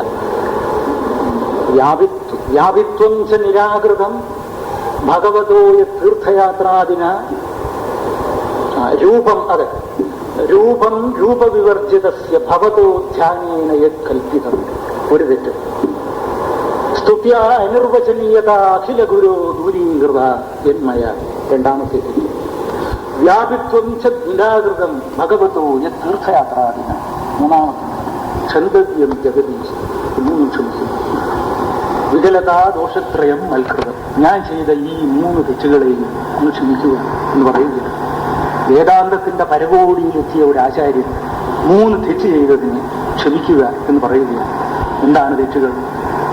രൂപം രൂപവിവർജിതസ്യ ഭവതോധ്യാനേന യത് കൽപ്പിതം. അങ്ങ് രൂപമില്ലാത്തവനാണ്. രൂപമില്ലാത്ത അങ്ങക്ക് ഞാൻ രൂപം കൽപ്പിച്ച് എൻ്റെ ഈ സാധാരണ പ്രവർത്തനങ്ങളിൽ ഞാൻ രൂപം കൽപ്പിക്കുകയുണ്ടായി. ആ ഒരു തെറ്റ്. സ്തുത്യ അനിർവചനീയത അഖില ഗുരു ദൂരീകൃത എന്മയ. ഈ അങ്ങ് അനിർവചനീയനാണ്. ഒരു വാക്കുകൊണ്ടും അങ്ങയെ പ്രതിപാദിക്കാൻ നിൽക്കുകയില്ല. അങ്ങനെയുള്ള അങ്ങയെ ഞാൻ സ്തുതികളെ കൊണ്ട് നിർവചിക്കാൻ ശ്രമിച്ചു. ദൈവമേ, എൻ്റെ ഈ രണ്ടാമത്തെ തെറ്റും അങ്ങ് ക്ഷമിക്കുന്നു. വ്യാപിത്വം ച നിരാകൃതം ഭഗവതോയ തീർത്ഥയാത്രാദിന. അങ്ങ് പ്രപഞ്ചവ്യാപിയാണ്. അങ്ങനെയുള്ള അങ്ങയെ കണ്ടുമുട്ടുന്നതിന് വേണ്ടി ഞാൻ ചില പ്രത്യേക സ്ഥലങ്ങളിൽ സഞ്ചരിച്ചു പോകുന്നുണ്ട്. എൻ്റെ ഈ 3ാമത്തെ തെറ്റും അങ്ങ് ക്ഷമിക്കുന്നു. ജഗദീശ ക്ഷമിക്കുന്നു എന്ന് പറഞ്ഞുള്ള ഒരു പ്രാർത്ഥനയാണ്. വാഗ്ദേവിയുടെ പ്രാർത്ഥനയാണ്. ഇതിൽ സാക്ഷാത്കരിക്കുന്നതിൽ നിന്ന് അദ്ദേഹത്തിന് വന്നു ചേർന്ന ഒരു ലോകമുണ്ടല്ലോ, ആ ലോകത്തിന്റെ മുമ്പിലുള്ള ദുഃഖമാണത്. അതുകൊണ്ട് നമുക്ക് ഞാൻ ഇത്തരം കൃത്യങ്ങൾ വേണ്ടെന്നല്ല പറയുന്നത്. പക്ഷേ ഇന്ത്യയിൽ ഇന്നത്തെ മുഹൂർത്തത്തിൽ ഇത്തരത്തിലുള്ള തെറ്റുകൾ മാത്രമായ ആധ്യാത്മിക ജീവിതം ചുരുങ്ങിപ്പോയിരിക്കുന്നു. അല്ലെങ്കിൽ ഇത്രയധികം ആധ്യാത്മിക പ്രവർത്തനങ്ങൾ നടക്കുന്ന കേരളത്തിലും ഇന്ത്യയിലും മനുഷ്യനെ പരസ്പരം അകറ്റുന്ന പ്രവർത്തനങ്ങൾക്ക് അടിക്കടി ഇത്രയധികം ശക്തി കൂടേണ്ട കാര്യമില്ല. ഇവിടെ ഒരു ഹോളിഡേ ഇവിടെ പ്രഖ്യാപിക്കുന്നത് പ്രത്യേകം വിഭാഗങ്ങൾക്കും ഉപവിഭാഗങ്ങൾക്കും ആയിരിക്കും. സ്വാതന്ത്ര്യം കിട്ടിയിട്ട് 10-35 കൊല്ലമായിട്ട് ഇവിടെ ഇതിനിടെ ഒരു ഹോളിഡേ പ്രഖ്യാപിച്ചു, ബ്രാഹ്മണന്മാർക്ക് മാത്രം. പിന്നെ ഒരു ഹോളിഡേ പ്രഖ്യാപിച്ചു, അത് മുഹമ്മദീയന്മാർക്ക് മാത്രം. വേറെ ഒരു ഹോളിഡേ പ്രഖ്യാപിക്കുന്നു, അത് ശ്രീനാരായണ ഗുരുവിന്റെ ശിഷ്യന്മാർക്ക് മാത്രം. പിന്നെ വേറെ ഒരു ഹോളിഡേ പ്രഖ്യാപിക്കുന്നു, അത് ലക്ഷദ്വീപിലുള്ളവർക്ക് മാത്രം. ഇത്തരത്തിൽ ഇവിടെ ഹോളിഡേ പ്രഖ്യാപിക്കുന്നു. നമ്മുടെ മുമ്പാകെ വെച്ച് ഇവിടെ പണ്ട് സൃഷ്ടിക്കപ്പെട്ട ഒരു പരിശുദ്ധ ഭാരതീയത്വമുണ്ട്. അതിവിടെ പ്രത്യംഗം ഛേദിക്കപ്പെടുകയാണ്. അതിന്റെ ദുഃഖത്തോടുകൂടെയാണ് ഈ സമാപന പ്രസംഗം നാം കേൾക്കുകയും പറയുകയും ചെയ്തു പോകേണ്ടത് എന്നെനിക്ക് തോന്നുന്നു. ഈ ദുഃഖത്തിൽ അതുകൊണ്ട് ഇതൊക്കെ ആത്മീയതയാണ്. എന്ന് നാം ഓർമ്മിക്കേണ്ടിയിരിക്കുന്നു. ഇവിടെയുള്ള സമസ്ത മനുഷ്യർക്കും ഒരു പുണ്യദിനമുണ്ടെങ്കിൽ ഞാൻ ഈ പറഞ്ഞ വാക്കുകൾ പറയുന്ന സമയത്ത് എന്നിലുള്ള ആത്മാർത്ഥതയും കേൾക്കുന്ന സമയത്ത് നിങ്ങളുള്ള ആത്മാർത്ഥതയും സത്യവും പരിശുദ്ധവുമാണെങ്കിൽ ഇവിടെ ഒരു പുണ്യദിനം പ്രഖ്യാപിക്കുന്നുണ്ടെങ്കിൽ അത് ഇവിടുത്തെ സമസ്ത ജനങ്ങൾക്കുമുള്ള പുണ്യദിനമായി. ഇവിടെ ബ്രാഹ്മണന് മാത്രമുള്ള പുണ്യദിനം ആദ്യം നിഷേധിക്കേണ്ടത് ബ്രാഹ്മണനാണ്. ബ്രാഹ്മണന് മാത്രമായുള്ളത് ഇതിലൂടെ വന്നിട്ടാണ് ഇന്ത്യയിൽ മറ്റിലായത്. ഇവിടെ ചണ്ടാളിന് മാത്രമായുള്ള പുണ്യദിനമായിട്ട് വേണ്ട. ഇവിടെ ഇന്റഗ്രേഷൻ എന്നുള്ളതുണ്ടെങ്കിൽ ഡൽഹി തൊട്ട് തിരുവനന്തപുരം വരെ ഇവിടെ ഗസറ്റിലൂടെ പ്രഖ്യാപിക്കുന്ന ഈ നയങ്ങൾക്ക് ഇന്റഗ്രേഷൻ ആവശ്യമാകുന്നു. ആത്മീയ പ്രസംഗം എന്നുള്ളത് സത്യത്തിൽ നമ്മുടെ ജീവിതത്തിന്റെ ഈ ബീഭത്സ നഗ്നതകളുണ്ടല്ലോ അവയെ വിളിച്ചു കാട്ടില്ല, അല്ലാതെ നമുക്കറിയാത്ത ചില മന്ത്രങ്ങൾ ഉച്ചരിക്കലല്ല. അതാണ് ശങ്കരാചാര്യർ തന്റെ നഗ്നതയാണ് കാണിച്ചത്. മഹാത്മാഗാന്ധി തന്റെ നഗ്നതയാണ് കാണിച്ചത്. ഞാനതുകൊണ്ട് ഈ സമാപന പ്രസംഗം ഇങ്ങനെയാകണമെന്ന് ഞാൻ നേരത്തെ കോഴിക്കോട്ട് നിന്ന് പുറപ്പെട്ട് ഇവിടെ എത്തുന്ന 4.5 മണിക്കൂറും ഞാൻ ധ്യാനിക്കുകയായിരുന്നു. എനിക്ക് ഇത്തരത്തിൽ പറയാൻ സാധിക്കണമേ എന്ന്. ഈ ജനസമൂഹത്തിന്റെ മുമ്പാകെ ഈ ഒരു നഗ്നതയെ അവതരിപ്പിക്കുന്ന ഒരു പ്രസംഗം ചെയ്യുവാൻ എനിക്ക് സാധിക്കണമേ എന്ന് ഞാൻ പ്രാർത്ഥിച്ചുകൊണ്ട് വരികയായിരുന്നു. നമ്മുടെ ഈ തത്വങ്ങൾ എവിടെ? നാം ഇന്ന് സഞ്ചരിക്കുന്ന മാർഗം എവിടെ? അതുകൊണ്ട് നാം ഈ തുച്ഛവും ക്ഷുദ്രവുമായ മാർഗങ്ങളിലൂടെ ആത്മീയ സാധനകളെ തിരിച്ചുവിടാതെ ഇത്തരം മാർഗങ്ങളിലൂടെ നാം പോകേണ്ടതാകുന്നു. ഇവിടെ ക്രൈസ്തവനും മുഹമ്മദീയനും ഹിന്ദുവും കൈകോർത്ത് പിടിക്കുന്ന ഒരു മുഹൂർത്തത്തിൽ ഇന്നലെ വരെ നാം പതുക്കെ സഞ്ചരിച്ചു പോവുകയായിരുന്നു. അതാണ് ഗാന്ധിജി ഈശ്വര അള്ള ഹേരേ നാം എന്ന് പറഞ്ഞതാണ്. ഇന്നത് പാടുകയും സ്വപ്നം കാണുകയും ചെയ്യുന്ന ഒറ്റ രാഷ്ട്രീയ നേതാവിനെ നിങ്ങൾക്ക് കാണുവാൻ സാധിക്കുകയില്ല. അതുകൊണ്ട് ഇവിടെ മതത്തിന് വേണ്ടി സംസാരിക്കുകയും നിലനിൽക്കുകയും ചെയ്യുന്നവരുണ്ടെങ്കിൽ അവർ ഈ മനുഷ്യന്റെ ഈ ഐക്യത്തിന് വേണ്ടി നിൽക്കേണ്ടതാണ്. ഞാൻ ഈ ശങ്കരാചാര്യരുടെ വലിയ കാര്യമൊന്നും പറയുന്നില്ല. ഒരു പഴയ സംസ്കൃത ശ്ലോകമുണ്ട്. ആ ശ്ലോകത്തിൽ പറയും, ഈ പശുക്കൾക്ക് അനേകം നിറമാണ്. ഒരു കൊച്ചുകുട്ടിക്ക് പറഞ്ഞു കൊടുക്കുകയാണ്, പശുക്കൾക്ക് അനേകം നിറമാണ്, പക്ഷേ പാലിന് ഒറ്റ നിറമേ ഉള്ളൂ. എന്റെ ശിഷ്യ, നീ ഈ പാലിന്റെ നിറത്തെ സാക്ഷാത്കരിക്കുവാൻ ശ്രമിക്കുക. പശുവിന്റെ നിറവ്യത്യാസം കണ്ട് ഇവിടെ പശുവിന്റെ ഉള്ളിലുള്ള ഈ ക്ഷീരം അത് ഭിന്ന വർണ്ണമാണ് എന്ന് കരുതാതെ ഗവാം അനേക വർണ്ണാനാണ് ക്ഷീരസ്യാപി ഏകവർണ്ണത എന്ന് ആചാര്യൻ പറയും. ഈ ഏകവർണ്ണത്തെ നമുക്കിവിടെ ഉണ്ടാക്കേണ്ടിയിരിക്കുന്നു. ഉദ്യോഗസ്ഥന്മാരുടെയും രാഷ്ട്രീയ നേതാക്കളുടെയും അതുപോലെ സാധാരണ മനുഷ്യരുടെയും കപട ചിന്തകളിൽ ഈ ഏകത്വം നഷ്ടപ്പെട്ടു പോയിക്കൊണ്ടിരിക്കുകയാണ്. ഇവിടെ ഈ ഒരു ബോധമുണ്ടാക്കുവാൻ വേണ്ടിയുള്ള ഒരു തപസ്യ എന്ന നിലയ്ക്ക് ഇവിടെ സർവ്വമതക്കാരും പ്രവർത്തിച്ച് തുടങ്ങേണ്ടിയിരിക്കുന്നു എന്നെനിക്ക് തോന്നുന്നു. അതുകൊണ്ട് ഇവിടുത്തെ ഞാൻ നേരത്തെ പറഞ്ഞതുപോലെ ഒന്നാമത്തെ നമ്മുടെ താഴ്ച ഈ അനൈക്യത്തിലുള്ള താഴ്ചയാണ്. ഇതിനെ പ്രത്യക്ഷീകരിക്കേണ്ടിയിരിക്കുന്നു. മറ്റു വാക്കുകൾ പറഞ്ഞിട്ട് യാതൊരു കാര്യവുമില്ല. ആശാൻ പറയുകയുണ്ടായി, ദൃഷ്ടിയിൽപ്പെട്ടാലും ദോഷമുള്ളൂ. അതൊരു പക്ഷേ ഭരണഘടനയുടെയും സ്വാതന്ത്ര്യത്തിന്റെയും ഫലമായിട്ട് അതൊന്നുമില്ലായിരിക്കാം. എങ്കിലും ഇന്ത്യയിൽ ഇന്ന് ഇന്ത്യയിലെ ഇന്നത്തെ ഏറ്റവും വലിയ ദൂരം ഏത് എന്ന് ചോദിച്ചാൽ അടുത്തടുത്തിരിക്കുന്ന രണ്ടുപേർ തമ്മിലുള്ള ദൂരമാണ് ഇന്ത്യയിലെ ഏറ്റവും വലിയ ദൂരം എന്ന് നമുക്ക് പറയേണ്ടിയിരിക്കുന്നു. ഈ ദൂരത്തെ മാറ്റുക എന്നുള്ളത് ഇവിടത്തെ ഏറ്റവും പാവനമായ ആത്മീയ കർത്തവ്യമായി നാം ഇവിടെ എടുക്കേണ്ടിയിരിക്കുന്നു. ഞാൻ പഠിച്ച ഭാരതീയ ഗ്രന്ഥങ്ങൾ ഒന്നും ഈ ഐക്യത്തിന് വിപരീതമായി ഒന്നും ചിന്തിച്ചിട്ടില്ല. എവിടെയും ഇതേ അത് പറഞ്ഞിട്ടുള്ളൂ. അതുകൊണ്ട് ഭാരതീയത്വത്തിന്റെയും ഹൈന്ദവത്വത്തിന്റെയും ആർഷത്വത്തിന്റെയും പേരിൽ സംസാരിക്കുന്നവർ മറ്റൊരു തരത്തിലുള്ള വാക്കുകൾ ഇവിടെ ഉൾക്കൊള്ളുവാൻ പാടില്ലാത്തതാണ്. ആ മട്ടിൽ പോവുകയാണെന്ന് വെച്ചാൽ അതുകൊണ്ടാണ് പണ്ട് ഗാന്ധിജി ഈ സെപ്പറേറ്റ് കമ്മ്യൂണൽ ഇലക്ടറേറ്റ് എന്നുള്ളത് വന്നപ്പോൾ മരണം വരെ ഞാൻ ഇതിനെ എതിർക്കുന്നതായിരിക്കും എന്ന് പറഞ്ഞ് അദ്ദേഹം സത്യാഗ്രഹം ചെയ്തത് അതുകൊണ്ടാണ്. അദ്ദേഹത്തിന് അറിയാം പിൽക്കാലത്ത് ഇവിടെ സംഭവിക്കുന്ന ഈ തകർച്ചകൾക്ക് ഒരു തുടക്കമായിരിക്കും ഇത്. ഈ ഹരിജനങ്ങൾക്കും മറ്റും പ്രത്യേക ഇലക്ടറേറ്റ് എന്നുള്ളത് വരികയാണെന്ന് വെച്ചാൽ ഞാൻ ഇവിടെ ഈ നിരാഹാരം ചെയ്ത് ഞാൻ മരിക്കുന്നതായിരിക്കും എന്ന് പറയാൻ കാരണം അതാണ്. ഇന്നത്തെ എത്ര രാഷ്ട്രീയ നേതാക്കൾക്ക് ഇത് സാധിക്കുന്നതായിരിക്കും. ഇന്നിവിടെ എന്തിനെയാണ് സാമുദായികവും മതപരവുമായ വീക്ഷണത്തിലൂടെ കാണാത്തത്? വിജ്ഞാനത്തിന്റെയും സംസ്കാരത്തിന്റെയും അത്യുന്നത മേഖലകളിൽ പ്രതിഷ്ഠിതമാകേണ്ടതാണ് എന്ന് കരുതുന്ന വിദ്യാഭ്യാസത്തിന്റെ ഉപരി മേഖലകളിൽ പോലും ഈ വീക്ഷണത്തിലൂടെ നാം ഇവിടെ ഇത് കാണുകയാണ്, നടന്നുകൊണ്ടിരിക്കുകയാണ്. ഇതിനൊക്കെ നാം അനുമോദിക്കുകയും ചെയ്യും. അതുകൊണ്ടാണ് ഞാൻ പറഞ്ഞത്, ഇതാ നമ്മളിലുള്ള ഈ ഒരു കപട ആത്മാവുണ്ടല്ലോ, ഈ കപട ആത്മാവിനെ നമുക്ക് മാറ്റുക. ജെക്കിൽ ആൻഡ് ഹൈഡ് ഇന്ത്യൻ രാഷ്ട്രത്തെ ഗ്രസിച്ചിട്ട് എത്രയോ ദശാബ്ദങ്ങളായി.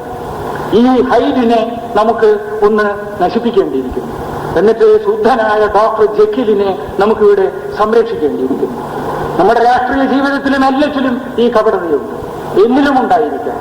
ഞാനിവിടെ നിന്ന് സംസാരിക്കുമ്പോൾ സംസാരിക്കുന്നവന് ഞാൻ നീ എന്നുള്ള ഈ ഉത്തമ പുരുഷൻ മധ്യമ പുരുഷൻ പ്രയോഗമൊക്കെ വേണ്ടി വരും. അത് തെറ്റിദ്ധരിക്കരുത്. ഇത് നിങ്ങൾക്ക് വേണ്ടി സംസാരിക്കുന്ന പോലെ കണക്കാക്കേണ്ടതാണ്. എവിടെയുമുണ്ട്. അതുകൊണ്ട് നാം പത്രങ്ങളിലൊക്കെ ഇതിനെ അനുമോദിക്കുകയും ചെയ്യും. ഈ ഒരു ഉഭയ ദ്വന്ദ്വാത്മകത്വം, നമ്മുടെ മനസ്സിന്റെ ഈ വിഘടിതത്വം, ഇതിനെ നാം ഒഴിവാക്കുവാൻ ഈ സാക്ഷാത്കാരം എന്നുള്ളത്, ഈ അനുഭവത്തിന്റെ സാക്ഷാത്കാരം എന്നുള്ളത് അത്യാവശ്യമാകുന്നു. അതാണ് നമ്മുടെ ഈ ഭാരതീയ സംസ്കാരത്തിന്റെ ഒരു വിശേഷം. ഈ സാക്ഷാത്കാരത്തിനുള്ളൊരു മാർഗം അവരുണ്ടാക്കി എന്നുള്ളതാണ്. അത് നാം എപ്പോഴും ഇങ്ങനെ ഈ ധ്യാനമല്ലാതെ അതിന് വേറെ മാർഗമില്ല. ഗീതയിൽ പോലും അതിന്റെ സമ്പ്രദായം പറയും. അതുകൊണ്ടാണ് ഇന്ന് യൂറോപ്പിലും അമേരിക്കയിലുമൊക്കെ ഈ യോഗം എന്നൊക്കെ പറയുന്ന സമയത്ത് ഈ സായിപ്പന്മാരും ഈ കൊച്ചു പെൺകുട്ടികളും ഒക്കെ കൂടെ ആളുകളുടെ പിറകെ ഇങ്ങനെ ഓടിപ്പോകുന്നതൊക്കെ ഇതിന്റെ ഫലമായിട്ടാണ്. ഇത് ഇത്തരത്തിൽ ഘോഷയാത്രയാക്കേണ്ട സംഗതിയൊന്നുമല്ല. ഇത് പരസ്യമായി നടത്തേണ്ടതുമല്ല. അതുകൊണ്ടാണ് ഞാൻ പറഞ്ഞത്, ഈശ്വരന്റെ ആരാധന അത് മൗനത്തിൽ വെച്ച് മൗനമാണ്. അതൊക്കെ ആധ്യാത്മിക ജീവിതത്തിന്റെ അങ്ങേ അറ്റത്തെ സത്യങ്ങളാണ്. എന്താണ് സെയിന്റ് പോൾ പറയും, എന്താണ് പറയുന്നത്, വാക്ക് ചൈതന്യത്തെ കൊല്ലുന്നു, വാക്ക് ചൈതന്യത്തെ കൊല്ലുന്നു. നേരെ മറിച്ച് ഈ മൗനത്തിൽ മാത്രമാണ് അത് ഉയർന്നു വരുന്നത് എന്ന് പറയും. ഇത് ആത്മീയ ജീവിതത്തിന്റെ പരമമായ തത്വമാണ്. അത് ഭാരതീയരുടെ തത്വവുമാണ്. യഥോ വാചോ നിവർത്തന്തേ അപ്രാപ്യ മനസാസഹ എന്ന് പറയും ബൃഹദാരണ്യോപനിഷത്ത്. വാക്കുകളെല്ലാം എവിടെ ചെന്ന, അതാണ് ശങ്കരാചാര്യരും പറഞ്ഞത്, സ്തുതികൾ കൊണ്ട് ഞാൻ നിന്നെ അളക്കാൻ ശ്രമിച്ച് തോറ്റിരിക്കുന്നു, അതുകൊണ്ട് എന്നെ ക്ഷമിക്കണം, അളക്കാൻ ശ്രമിച്ചതിന് ക്ഷമിക്കണം എന്ന് പറയുകയുണ്ടായി. അപ്പൊ അതുപോലെ ഇവിടെ ഈ വാക്കുകൾ അവസാനിക്കുന്നിടത്താണ്. അദ്ദേഹം ഈ വിവേക ചൂടാമണിയിൽ പറയും. ഇപ്പൊ ഹാംലെറ്റിൽ പറയുമല്ലോ, ഹാംലെറ്റ് ഇങ്ങനെ പുസ്തകമെടുത്ത് പോകുന്ന സമയത്ത് എന്താ വായിക്കുന്നത്, വാക്കുകൾ വാക്കുകൾ എന്ന് പറയും. അത് ഈ മനസ്സിലെ ഈ സംഘട്ടനത്തിന്റെ ഇടയിൽ വെച്ച് ഈ ഭാവങ്ങളോട് യാതൊരു ബന്ധവുമില്ലാത്ത വാക്കുകൾ എന്നുള്ള നിരർത്ഥകത തോന്നിയിട്ടാണ് വേർഡ്സ് വേർഡ്സ് എന്ന് പറയുന്നത്. ശങ്കരാചാര്യ വിവേക ചൂടാമണി പറയും, എന്തെന്നാണിത്, ശബ്ദജാലം മഹാരണ്യം, വെറും വാക്കുകൾ കൊടുങ്കാട് സൃഷ്ടിച്ചിരിക്കുന്നു, ചിത്തവിഭ്രമ കാരണം, മനുഷ്യന്റെ മനസ്സിൽ അങ്കലാപ്പുണ്ടാക്കുന്നു എന്ന് ശങ്കരാചാര്യർ പറയും. അതുകൊണ്ട് ഇതിനെല്ലാം അപ്പുറത്തുള്ളതാണ് ഈ ധ്യാനം എന്ന് പറയുന്നത്. അതുകൊണ്ടാണ് ഈ പ്രാർത്ഥനയിലൊക്കെ ഈ ധ്യാനത്തിന്റെ ഒരു തൊടുകുറിയാണ്. അതുകൊണ്ട് ക്ഷേത്രം എന്നുള്ളത് പ്രാർത്ഥനാ മന്ദിരം മാത്രമാണ്, വേറെയാണ്. അത് ഞാൻ എൻ്റെ ഈ മൗനത്തിന്റെ അന്തരീക്ഷത്തിൽ വെച്ചാണ് അത് ചെയ്യുന്നത്, അല്ലാതെ ഈ ബഹളത്തിലല്ല. അവിടെ ഘോഷയാത്രകളില്ല. ഘോഷയാത്ര ഉണ്ടെങ്കിൽ അത് മൗനത്തിന്റെ ഘോഷയാത്ര മാത്രമാണ്. എന്നിട്ട് ചെകിടോർമ്മിപ്പിക്കുകയാണ് ഈ കാൽവെപ്പുകൾ വരുന്നുണ്ടോ എന്ന്. ടാഗോർ ഗീതാഞ്ജലിയിൽ ഈ ചെകിടോർപ്പിക്കലിന്റെ ചിത്രം എന്നിട്ട് പറഞ്ഞില്ലേ, കൊടുങ്കാറ്റടിക്കുന്നു, മഴ ഇരമ്പി പെയ്തുകൊണ്ടിരിക്കുന്നു, ഈ മൺചിരാതിൽ ഒരു വിളക്ക് മാത്രം കത്തിക്കൊണ്ട് നിൽക്കുന്നു, കാറ്റിൽ ഈ ചെറിയ ഈ ഗൃഹം പാറിപ്പോകുമോ എന്ന് ഭയപ്പെടുന്നു. അപ്പോഴും ഇതിന്റെ നടുവിൽ ഈ പ്രേമാർത്ഥി ചെകിടോർപ്പിച്ച് നിൽക്കുകയാണ്. എന്റെ കാമുകി വരുന്നുണ്ടോ, അല്ല കാമുകൻ വരുന്നുണ്ടോ, കാമുകിയാണ്. He comes he comes he eternally comes എന്നുള്ള പ്രാർത്ഥന. അവൻ വരുന്നു, അവൻ വരുന്നു, അവൻ എന്നും വന്നുകൊണ്ടേ ഇരിക്കുന്നു. അത് നമ്മുടെ ഓരോ കർമ്മത്തിലുമുള്ളതാണ്. അതുകൊണ്ട് നാം ഓരോ കർമ്മം ചെയ്യുമ്പോഴും അതിൽ ആത്മാവിന്റെ ഒരു മൗനമുണ്ട്. ആ മൗനത്തിലാണ് നാം ഈ കർമ്മത്തെ വിശ്വലോകക്ഷേമത്തിനുള്ളതാക്കി തീർക്കുന്നത്. ഈ മൗനത്തിലാണ് നാം നമ്മുടെ ജീവിതത്തെ സ്നേഹത്തിന് വേണ്ടി സമർപ്പിക്കുന്നത്. അതാണ് ഒരു പീഡ എറുമ്പിനും വരുത്തരുതെന്നുള്ള അനുകമ്പ. ഇങ്ങനെ ചെയ്യുന്ന സമയത്ത് ഇവിടെ കാട് മലർവാടിയാകുന്നു. ഇതൊക്കെയാണ് കവികളും ഒക്കെ പറയുന്നത്. കാട് മലർവാടിയാകുന്നു, മൃഗങ്ങൾ ഗായകന്മാരായി മാറും. മനുഷ്യനുള്ള പരിവർത്തനമാണത്. സെയിന്റ് അഗസ്റ്റിന്റെ കഥയെടുക്കുക. എന്താണ് സത്യത്തിൽ ഒരു മൃഗം ഗായകനായ കഥയാണത്. കാട് ഒരു മലർവാടിയായ കഥയാണ്. മഹാവനം നിൻ മലർവാടിയാക, മുളക്കയും നിൻ മുകുളങ്ങളാക, മഹേശ നിൻ സന്നിധി കൊണ്ട് ദുഷ്ടമൃഗങ്ങളും ഗായകദേവരാക. അതാണ് ഈ പ്രാർത്ഥനയുടെ മഹിമ എന്ന് പറയുന്നത്. ഇതിലേക്ക് ഇന്ത്യയെ തിരിച്ചെത്തിക്കേണ്ടിയിരിക്കുന്നു. ഈ മൗനത്തിന്റെ ഇതൊക്കെ നമ്മുടെ പുതിയ വിമർശകര് മൗനമാണ് വിമർശനം എന്നൊക്കെ പറയുന്നത്. അവരൊക്കെ എവിടെയോ എന്തോ കേട്ടിട്ട് എന്തോ വിളിച്ചു പറയുന്നു എന്നല്ലാതെ അതിന് വേറെ യാതൊരു അർത്ഥവുമില്ല. ഇതിനെ ഇസ്ലാം ഇതിനെ അങ്ങേയറ്റത്തെ അനുഭവമായി തൗഹീദ് എന്ന് പറയുന്നു.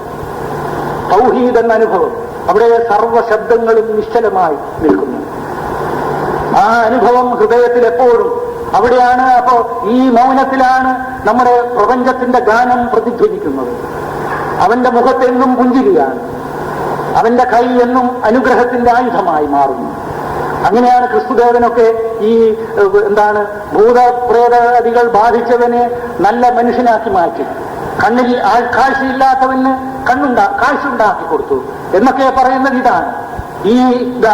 ഈ സ്നേഹമയമായ പ്രപഞ്ചത്തിന്റെ രഹസ്യം സാക്ഷാത്കരിക്കപ്പെടുന്ന ഹൃദയത്തിൽ ഇവിടെ പിന്നെ യാതൊരു തരത്തിലുള്ള ഈ ദോഷങ്ങളുടെ ഉദ്ഭാവനവുമില്ല. അതൊക്കെ പതഞ്ജലിയൊക്കെ പറയും.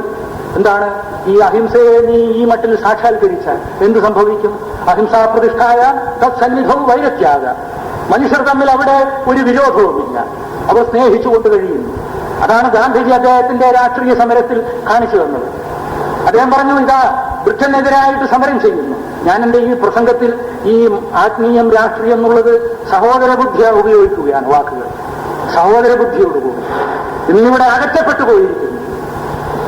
ഈ ആത്മീയം എന്നുള്ളത് ഏതോ ചിലരുടെ ചില കുത്തകകൾ എന്ന മട്ടിൽ, രാഷ്ട്രീയം എന്നുള്ളത് നമ്മുടെ ഇന്നത്തെ ഒരു സാർവത്രികമായ ഒരു നീതീകരണ ശൈലി തന്നെ എന്തെന്നാണ്. ഇതൊക്കെ പറഞ്ഞു കഴിഞ്ഞാൽ ഈ കൈക്കൂലിയും ഈ സാമുദായികത്വവും പിന്നെ ഈ വൈപ്പിൻ ദുരന്തവും ഇത്തരത്തിലുള്ള സംഗതികളുമെല്ലാം ഇവിടെ നടക്കുന്നത്. അപ്പൊ അവർ പറയും, എന്നാലും രാഷ്ട്രീയമല്ലേ എന്നാണ് ചോദിക്കുന്നത്. രാഷ്ട്രീയം എന്നുള്ളത് ഇങ്ങനെ ആക്കി വെച്ചിരിക്കുകയാണ്. സമസ്ത പാപങ്ങൾക്കുമുള്ള അഭയസങ്കേതമായി രാഷ്ട്രീയത്തെ സൃഷ്ടിച്ചുകൊണ്ട് രാഷ്ട്രീയത്തെ സ്വന്തം പാപങ്ങൾക്കുള്ള നീതീകരണമായി ചമക്കുന്ന ദുസ്സാമർത്ഥ്യത്തിന്റെ കൊടുമുടിയിൽ നാം എത്തിയിരിക്കുകയാണ്. ഇവിടെയാണ് ഉദ്ബുദ്ധമായ ഒരു ഹൃദയം ആവശ്യമായി വരുന്നത്. അതുകൊണ്ട് ഞാൻ ഈ പറഞ്ഞതുപോലെ ഈ അനുഭവത്തിന്റെ അപ്പൊ അങ്ങനെ വരുന്ന ആൾക്ക് ഈ വിരോധമെന്നൊന്നില്ല. അതുകൊണ്ടാണ് സർവ്വ മനുഷ്യർക്കും ഇന്ത്യയിലെ സമസ്ത നേതാക്കൾക്കും കുറ്റം പറയാൻ സാധിച്ച ഈ ഫ്രഞ്ചുകാരനും ഇംഗ്ലീഷുകാരനുണ്ടല്ലോ, ലാപ്പിയറും പിന്നാരാണ്, അതെ അത് കോളിൻസും, അവർ രണ്ടുപേരും കൂടെ ശ്രമിച്ചിട്ടും ഗാന്ധിജിക്ക് കുറ്റം പറയാൻ കഴിയാതെ പോയത് അദ്ദേഹത്തിന്റെ ഈ സാക്ഷാത്കാര മഹിമയാണ്. ഓരോ നേരത്തെ പറഞ്ഞതുപോലെ സർവം കർമ്മ തത്തദഖിലം ശംഭോ തവാരാധന, നൂൽക്കുന്നത്, സത്യാഗ്രഹ സമരം ചെയ്യുന്നത്, നിരാഹാര സമരം ചെയ്യുന്നത്, ബ്രിട്ടനെതിരായിട്ട് പ്രസംഗിക്കുന്നത്, റൗണ്ട് ടേബിൾ കോൺഫറൻസിൽ പോകുന്നത്, എല്ലാം അദ്ദേഹത്തിന് ഈശ്വരാരാധനമാണ്. അത്തരത്തിലുള്ളൊരു കൃത്യം അല്ലാതെ ഈ വെറുതെ ക്ഷേത്രത്തിൽ പോയി ആളെ കബളിപ്പിക്കലല്ല. സർവത്തിനെയും കബളിപ്പിച്ചതിന് ശേഷം ഈ പ്രപഞ്ചത്തിൽ കബളിപ്പിക്കപ്പെടാതെ ആര് നിൽക്കുന്നു എന്ന് നോക്കിയപ്പോൾ ദൈവത്തെ കാണുകയും എന്നാൽ നിന്നെയും കബളിപ്പിച്ച് നടന്നു എന്ന് വിചാരിച്ച് ദൈവത്തെയും കബളിപ്പിക്കുവാൻ പോകുന്ന രാഷ്ട്രീയ ദുരഹന്ത ഇവിടെ ഈ ഏറ്റവും വലിയ ജനപ്രീതികരമായ പ്രസ്ഥാനമായി വികസിച്ചു വരുന്നത് സമ്മതിക്കുകയില്ല. ഇന്ത്യ ഭാരതീയത്വത്തിന്റെ പേരിൽ, ആത്മീയതയുടെ പേരിൽ സമ്മതിക്കുകയില്ല എന്ന് നാം ഇവിടെ പ്രതിജ്ഞ ചെയ്യേണ്ടിയിരിക്കുന്നു. എന്താ ഈ പ്രതിജ്ഞ? രാഷ്ട്രീയക്കാരനെ പാടുന്നു, നമുക്കും പ്രതിജ്ഞ എടുക്കുക, ഇതൊക്കെ ചെയ്യുമെന്ന്. അതാണ് നാം വേണ്ടത്. അപ്പോൾ ഇതാണ് ദ്വിതീയ ജന്മം എന്ന് പറയുന്നത്. മതത്തിൽ അത് ഈ ഇന്ത്യയുടെ എല്ലാ മതങ്ങളുടെയും ഉപരിഭാഗത്തിൽ ഈ ശബ്ദമേകമാണ്. അത് പറയും ദ്വിതീയ ജന്മം. എന്താണ്? ക്രിസ്തുദേവൻ ജ്ഞാനസ്നാനം ചെയ്തു. ജ്ഞാനസ്നാനം ചെയ്ത ക്രിസ്തുദേവൻ ദ്വിതീയ ജന്മം ലഭിക്കുകയാണ്. ആത്മീയ ജീവിതത്തിൽ ദ്വിതീയ ജന്മം. അതുകൊണ്ടാണ് ബ്രാഹ്മണന് ദ്വിജൻ എന്ന് പേര് കൊടുക്കുന്നത് തന്നെ. രണ്ടാമത്തെ ഒരു ജന്മം. എന്ത് ജന്മം? ഈ പറഞ്ഞ പോലെ നിൻ സന്നിധി കൊണ്ട് ദുഷ്ടമൃഗങ്ങളും ഗായകദേവരാണ്. മൃഗത്തിന്റെ ഹിംസ്രതയിൽ നിന്ന് ഗാനത്തിന്റെ സ്വർഗീയതയിലേക്ക് പോകുമ്പോൾ ഒരു വഴിത്തിരിവ് കടന്ന് മനുഷ്യാത്മാവിന് ഒരു സാഗര പരിവർത്തനം സംഭവിക്കുന്നുണ്ട്. ആ സംഭവത്തെയാണ് ഇവർ ഈ അനുഭൂതിയുടെ മേഖലയായിട്ട് കാണുന്നത്. ആ അനുഭൂതിയുടെ മേഖലയിൽ വെച്ച് നിങ്ങൾക്ക് രണ്ടാമത്തെ ജന്മമുണ്ടാകുന്നു. അതാണ് ഞാൻ എല്ലാ മതത്തിലും ഇത് കാണും. അവിടെയൊക്കെയാണ് നമ്മൾ ഏകോപിക്കുന്നത്. പശുവിന് നിറം വ്യത്യാസമാകാം, അച്ഛനിട്ടിരിക്കുന്നത് ലോഹയാകാം. ഇവിടെ ശിവഗിരിയിലെ സന്യാസി ഇട്ടിരിക്കുന്നത് മഞ്ഞ വസ്ത്രമായിരിക്കാം. ശ്രീരാമകൃഷ്ണ മിഷനിലെ സ്വാമി ധരിച്ചിരിക്കുന്നത് കാഷായ വസ്ത്രമാകാം. പക്ഷേ അനുഭൂതിയുടെ അഗാധതയിൽ ശുദ്ധമായ ധവള മാഹാത്മ്യം നിങ്ങൾക്ക് കാണാവുന്നതാണ്. അതാണ് ഈ പറഞ്ഞത് മൗനത്തിന്റെ ധവളത. അതുപോലെ തന്നെ ഈ അനുഭൂതിയുടെ ഈ ധവളത, ആ ധവളത അത് എല്ലാവർക്കും ആകാവുന്നതാണ്. ഇവിടെ ബാലഗംഗാധര തിലകൻ ഇന്ത്യയുടെ സ്വാതന്ത്ര്യം ജന്മാവകാശമാണെന്ന് പറഞ്ഞ ആ മനുഷ്യൻ ഗീതയ്ക്ക് വ്യാഖ്യാനം എഴുതിയാണ് ജീവിതത്തിന് സാഫല്യമുണ്ടാക്കിയത്. അദ്ദേഹം മാൻഡലെ തടവിൽ ഇരിക്കുന്ന സമയത്ത് അദ്ദേഹത്തെ വിട്ടുകൊടുക്കണം എന്ന് പ്രസ്താവിച്ചത് ലോകത്തിലെ ഏറ്റവും വലിയ ഭാരതപ്രേമിയായ മാക്സ് മുള്ളറാണ്. അതാണ് ഈ സംസ്കാരത്തിന്റെ ഐക്യം. മനുഷ്യന്റെ സൗന്ദര്യം കാണുന്നത് അവിടെയാണ്. നമ്മളെല്ലാവരും ഈ അടുത്തിരിക്കുന്നവൻ, അതാണ് ഉള്ളൂർ പാടിയത്. പ്രേമം അദ്വൈതത്തിന്റെ വ്യാഖ്യാനം അതാണ്. ഒരൊറ്റ മതമുണ്ടുലകിന്, ഒരൊറ്റ മതമുണ്ടുലകിന് ഉയരാം പ്രേമം അതൊന്നല്ലോ മനുഷ്യ എന്താണ്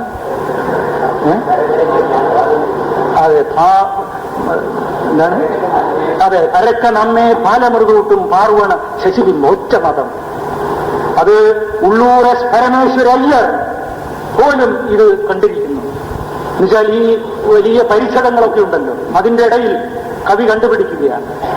അതാണ് വള്ളത്തോൾ കണ്ടെത്തിയത്, ആശാൻ കണ്ടെത്തിയത്. അതാണ് ഇന്ന് നമുക്ക് നഷ്ടപ്പെട്ടു പോയത്. നാം ഇവിടെ പത്രങ്ങളിലെ തലക്കെട്ടുകളിലും മൈതാനങ്ങളിലെ ഈ ഘോഷപ്രസംഗങ്ങളിലും ഒക്കെ വിസ്മരിച്ചു പോയത് തന്നെയാണ്. എന്ത് നഷ്ടപ്പെട്ടു പോകുന്നു എന്നറിയാത്ത വണ്ണം നാം അകന്നകന്ന് പോവുകയാണ്. അതുകൊണ്ട് ഇത് എല്ലാ ജീവിതത്തിലും ആകാവുന്നതാണ്. അമ്പലത്തിലും പള്ളിയിലും എല്ലാം നമുക്ക് പോവുക. പക്ഷേ സാക്ഷാത്കാരത്തിന്റെ മുഹൂർത്തം നമ്മുടെ ഏകാന്ത ജീവിതത്തിന്റെ ആ മനോഹരമായ ബിന്ദുവിൽ വെച്ച് മാത്രമേ നടക്കുകയുള്ളൂ.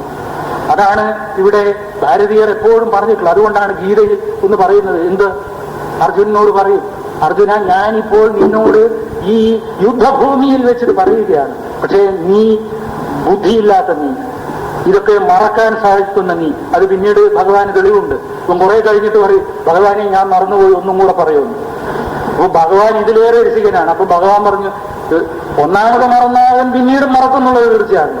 അപ്പൊ ഭഗവാൻ പറഞ്ഞു അയ്യോ എന്നോട് ചോദിക്കണ്ട, ഞാനും മറന്നുപോയി. ഇത്തരക്കാരോട് ഇതേ സമാധാനമുള്ളൂ.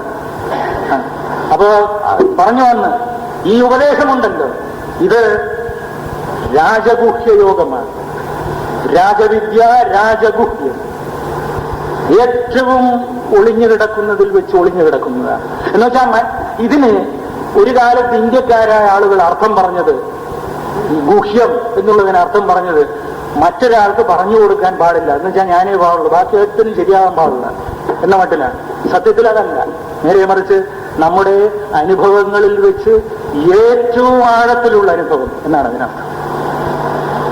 അതാണ് ഈ ക്രൈസ്തവ മഹമ്മദ ഹൈന്ദവ മതങ്ങളുടെ പരമാനുഭൂതിയിൽ നിങ്ങൾക്ക് കാണാവുന്നത്. അതാണ്. അപ്പൊ ഞാൻ നേരത്തെ പറഞ്ഞതുപോലെ രണ്ട് ദോഷങ്ങളിൽ ഈ ഇന്ത്യൻ സംസ്കാരവും വീണുപോയിരിക്കുകയാണ്. ഒന്ന്, ഈ ഭിന്നതകളെ നാം വർദ്ധിപ്പിച്ചുകൊണ്ടേയിരിക്കുകയാണ്. അതിനെ തടയാതെ നിവൃത്തിയില്ല. അത് അദ്വൈതത്തിന്റെയും നമ്മുടെ സംസ്കാരത്തിന്റെയും നിഷേധമാണ്. രണ്ടാമത്തേത്, നാം ബാഹ്യാചാരങ്ങളിൽ ആന്തര സത്യത്തെ വിസ്മരിച്ചിരിക്കുന്നു. ആന്തര സത്യമാണ് പ്രധാനം. ആ സത്യത്തെ നാം ഒരിക്കലും വിസ്മരിക്കാൻ പാടില്ലാത്ത. ഇത്രയും പറഞ്ഞ് ഞാൻ എങ്ങനെ നമുക്ക് ഈ ലോകത്തിന് ഈ സംസ്കാരം കൊണ്ട് സംഭാവന ചെയ്യാൻ സാധിക്കും, ഇതിന്റെ അനശ്വര ഘടകങ്ങൾ ഏത് എന്നുകൂടെ ചൂണ്ടിക്കാണിച്ച് ഞാൻ എൻ്റെ ഈ പ്രസംഗം അവസാനിപ്പിക്കാം. അത് ഈ രണ്ട് ദോഷങ്ങളിൽ നിബന്ധിച്ച ഈ സംസ്കാരത്തെ ഇതിന്റെ ഒരു 3 or 4 അനശ്വര ഘടകങ്ങളെ കൊണ്ട് നമുക്ക് ഉയർത്താവുന്നതുമാണ്. ഒന്ന് എന്താണെന്ന് വെച്ചാൽ, ഒന്ന് അതിന്റെ ഞാൻ നേരത്തെ പറഞ്ഞതുപോലെയുള്ള അതിന്റെ അനുഭൂതി നിഷ്ഠത. പിൽക്കാലത്ത് ഇത് ബാഹ്യവേഷങ്ങളിലൊക്കെ പെട്ടുപോയെങ്കിലും അനുഭൂതിയുള്ളവനാണ് മതമുള്ളവൻ എന്ന് ആദ്യമായി വിളിച്ചു പറഞ്ഞ ഒരു ചിന്തയാണ് ഭാരതീയരുടെ. കേനോപനിഷത്തിൽ പറയുന്നു, യസ്യ മതം തസ്യ മതം, മതം യസ്യ നവേദസ, അവിജ്ഞാതം വിജാനത, വിജ്ഞാതം അവിജാനത എന്ന് പറഞ്ഞു. ആര് എനിക്ക് മതമുണ്ടെന്ന് പറഞ്ഞു നടക്കുന്നു അവന് മതമില്ല എന്ന് നീ മനസ്സിലാക്കുക. മതമൊന്നും ഇല്ലാത്ത കാലത്ത് തന്നെ പറയുന്നതാണ്. മനുഷ്യനിങ്ങനെ പറഞ്ഞു നടക്കും. ആണ്ടി വലിയ അടിക്കാരനാണെന്ന് ആണ്ടി തന്നെ പറഞ്ഞതായിട്ട് കുട്ടീഷ്ണമാരാർ പണ്ട് പറഞ്ഞിട്ടുണ്ട്, മറ്റാരും പറയാനില്ലാത്തതും. അതുപോലെ മതമുണ്ട് എന്നങ്ങ് പറഞ്ഞു നടക്കും. യസ്യാമതം തസ്യ മതം. ആര് മതമില്ല എന്ന് പറഞ്ഞു നടക്കുന്നുവോ അയാൾക്ക് മതമുണ്ട് എന്ന് ധരിക്കുന്നു. മതം യസ്യ, ആർക്ക് മതമുണ്ടോ അവന് മതമില്ല. അവിജ്ഞാതം വിജാനത, അതായത് അറിയുന്നവനായി ഭാവിക്കുന്നവനുണ്ടെങ്കിൽ അവൻ അറിയാത്തവനാണ്. എന്റെ സ്ഥിതി പോലെ. വിജ്ഞാതം അവിജാനത, അറിയില്ല എന്ന് ഭാവിക്കുന്നവനുണ്ടെങ്കിൽ അവൻ അറിവുള്ളവനായിരിക്കും. ഇതൊക്കെ മിസ്റ്റിക് കോൺട്രഡിക്ഷൻസ് എന്ന് പറയും. അത് നമുക്ക് രാജ്യത്തുടനീളം കാണാവുന്നതാണ്. അതുകൊണ്ട് ഈ അനുഭവത്തെ, അനുഭൂതി നിഷ്ഠത, ടോയിൻബി ഈ ഇന്ത്യൻ സംസ്കാരത്തെ കുറിച്ച് ചിന്തിക്കുന്നിടത്ത് പറയും, ഹിന്ദുമതത്തിന്റെ ഒരു വിശേഷം അത് അതിന്റെ ഔന്നത്യത്തിൽ എക്സ്പീരിയൻസ് ബേസ്ഡ് ആണ്. അതാണ് അതിന്റെ ഒരു വിശേഷം. അത് ഇവിടുത്തെ ഏറ്റവും താഴെയുള്ള ആളുകൾക്ക് വരെ അതറിയാം. ഈ സന്യാസി എന്നൊക്കെ പറഞ്ഞാൽ അയാൾ എന്തോ കണ്ടു എന്നൊക്കെയുള്ളൊരു ധാരണയാണ്. കൊള്ളരുതാത്ത വേഷമായിരിക്കാം, ഇല്ലായിരിക്കാം, പക്ഷെ പുള്ളി എന്തോ കണ്ടിട്ടുണ്ട്, കണ്ണടച്ചിട്ട് എന്തോ കണ്ടിട്ടുണ്ടെന്ന്. ആവൃത്ത ചക്ഷു എന്നാണ് ഇതിന് ഉപനിഷത്തിലുള്ള വാക്ക്. കണ്ണിനെ പിന്തിരിച്ചവനാണ്. എന്നിട്ട് കാണുകയാണ്. ഞാൻ കാണുന്നത് എന്ത്? ഇതൊക്കെ വാസ്തവത്തിൽ അലങ്കാര വാക്കുകളാണ് കേട്ടോ. ഞാൻ കാണുന്നത് എന്താണ്? ഇവിടെ ഒരു 200 ആളെ കാണുന്നു. ഞാൻ നോക്കുന്ന സമയത്ത് ഇവിടെ ഈ തൂണുകൾ കാണുന്നു, പങ്കകൾ കാണുന്നു, എല്ലാം കാണുന്നു. എനിക്ക് അതുകൊണ്ട് ഈ കാഴ്ചയിൽ യഥാർത്ഥ കാഴ്ചയായ ഈ ഏകത്വത്തെ കാണാൻ കഴിയുന്നില്ല. അതുകൊണ്ട് മനുഷ്യ, നീ നിന്റെ ചക്ഷുസിനെ നീ ആവർത്തനം ചെയ്യുക, പിന്തിരിക്കുക. അതാണ് ആവൃത്ത ചക്ഷു എന്ന് പറയുന്നത്. ഇവിടെ നോക്കിക്കൊണ്ട് അത് ചെയ്യുവാൻ സാധിക്കണം. ഇല്ല, കണ്ണടച്ചിട്ട് മാത്രമല്ല, നോക്കിക്കൊണ്ട്. അതുകൊണ്ടാണ് പറഞ്ഞത് ടാഗോർ ഗീതാഞ്ജലിയിൽ എന്തു പറഞ്ഞു? അപ്പോൾ ആളുകളൊക്കെ പറഞ്ഞു, കണ്ടില്ലേ ടാഗോറിന്റെ പുരോഗമനാശയത്വം എന്നൊക്കെ പറയുന്നതാണ്. നീ ഈ മുറിയിൽ വെച്ച് നീ എന്ത് ചെയ്യുന്നു ഭക്ത? നീ ഈ മുറിയിൽ വെച്ച് ദൈവത്തെ ആരാധിക്കുകയാണോ? ഈ ഭൂപം കൊണ്ട് എന്ത് കാര്യം എന്നുള്ളൊരു ഗാനമുണ്ടല്ലോ ഗീതാഞ്ജലിയിൽ. ഇതൊക്കെ പണ്ട് ശങ്കരാചാര്യരൊക്കെ അദ്ദേഹത്തിന്റെ സ്തോത്രങ്ങളിൽ എത്രയോ പറഞ്ഞ കാര്യമാണ്. ഇതൊക്കെ അറിയാതെ കണ്ട് ഇതിനൊക്കെ വ്യാഖ്യാനിച്ചിട്ട് ഇത് അങ്ങനെയുള്ളതാണ് ഇങ്ങനെയുള്ളതാണ്, റൊമാന്റിസത്തിന് ഭ്രാന്ത് പിടിച്ചപ്പോഴാണ് ആ ടാഗോർ ഇങ്ങനെ എഴുതിയത് എന്നൊക്കെ പറയുന്ന ആളുകളാണ്. പരാപൂജ എന്ന പേരിൽ ശങ്കരാചാര്യരുടെ അത്ഭുതകരമായ ഒരു സ്തോത്രകൃതിയുണ്ട് കേട്ടോ. ഇതിൽ അങ്ങോട്ട് പറയും, ഈ കേരളത്തിലെ ഈ ശങ്കരാചാര്യർ വിശ്വാസങ്ങളെ സംബന്ധിച്ച് എന്തൊരു ധിക്കാരിയായിരുന്നു എന്ന് കാണാൻ സാധിക്കും. ഞാൻ നേരത്തെ ഒരു പ്രാർത്ഥന ചൊല്ലിയല്ലോ, അതുപോലെ അദ്ദേഹം ചോദിക്കും, എന്താണ് അവർഗസ്യത്വ അവർണസ്യ. അവർണൻ എന്നുള്ള വാക്ക് ആദ്യമായി ഉപയോഗിക്കുന്ന ശങ്കരാചാര്യരാണ്. എന്ത് വേണമെങ്കിൽ പറയാം. അവർഗസ്യത്വ അവർണസ്യ എന്താണ്? കേനതസ്യ ഉപജീവിക. എന്താണ്? ഉപവീതം എന്നുണ്ട്. ഉപവീതക, വർഗം ഇല്ലാത്ത അവൻ. ദൈവത്തെ കുറിച്ച് പറയുകയാണ്. ദൈവമായ മനുഷ്യവർഗത്തിൽപ്പെടാത്തവൻ, വർഗഭേദമില്ലാത്തവൻ. നമ്മൾ റേസ് എന്നൊക്കെ പറയുന്നില്ലേ, അത് തന്നെ അദ്ദേഹം ഉദ്ദേശിച്ചത്. അവർഗനായ അവൻ. എത്ര പേർ ഇതൊക്കെ ഈ ശങ്കരാചാര്യരോട് പറഞ്ഞു. കാരണം ഇതൊന്നും പറഞ്ഞുകൂടാ. അവർഗനായ അവർഗനായ ഈ ചൈതന്യം, അവർഗനായ അവൻ, അവർണനായ അവൻ, വർണ്ണമില്ലാത്ത. ചാതുർവർണ്ണത്തിൽ പറഞ്ഞ വർണ്ണമില്ലേ, ആ വർണ്ണമില്ലാത്ത അവൻ എന്നാണ് അതിനർത്ഥം. ആ ശങ്കരാചാര്യരാണ്. അതുകൊണ്ടാണ് ശങ്കരൻ എന്നൊക്കെ പറയുമ്പോ കോരിത്തരിക്കുന്നു എന്നൊക്കെ പറയുന്നത്, ഞെട്ടിപ്പോകുന്നു എന്ന് പറയുന്നത് പോലുള്ള ഈ വാക്യമല്ല. അത് കോരിത്തരിപ്പ് തന്നെയാണ്. അവർഗസ്യത്വ അവർണസ്യ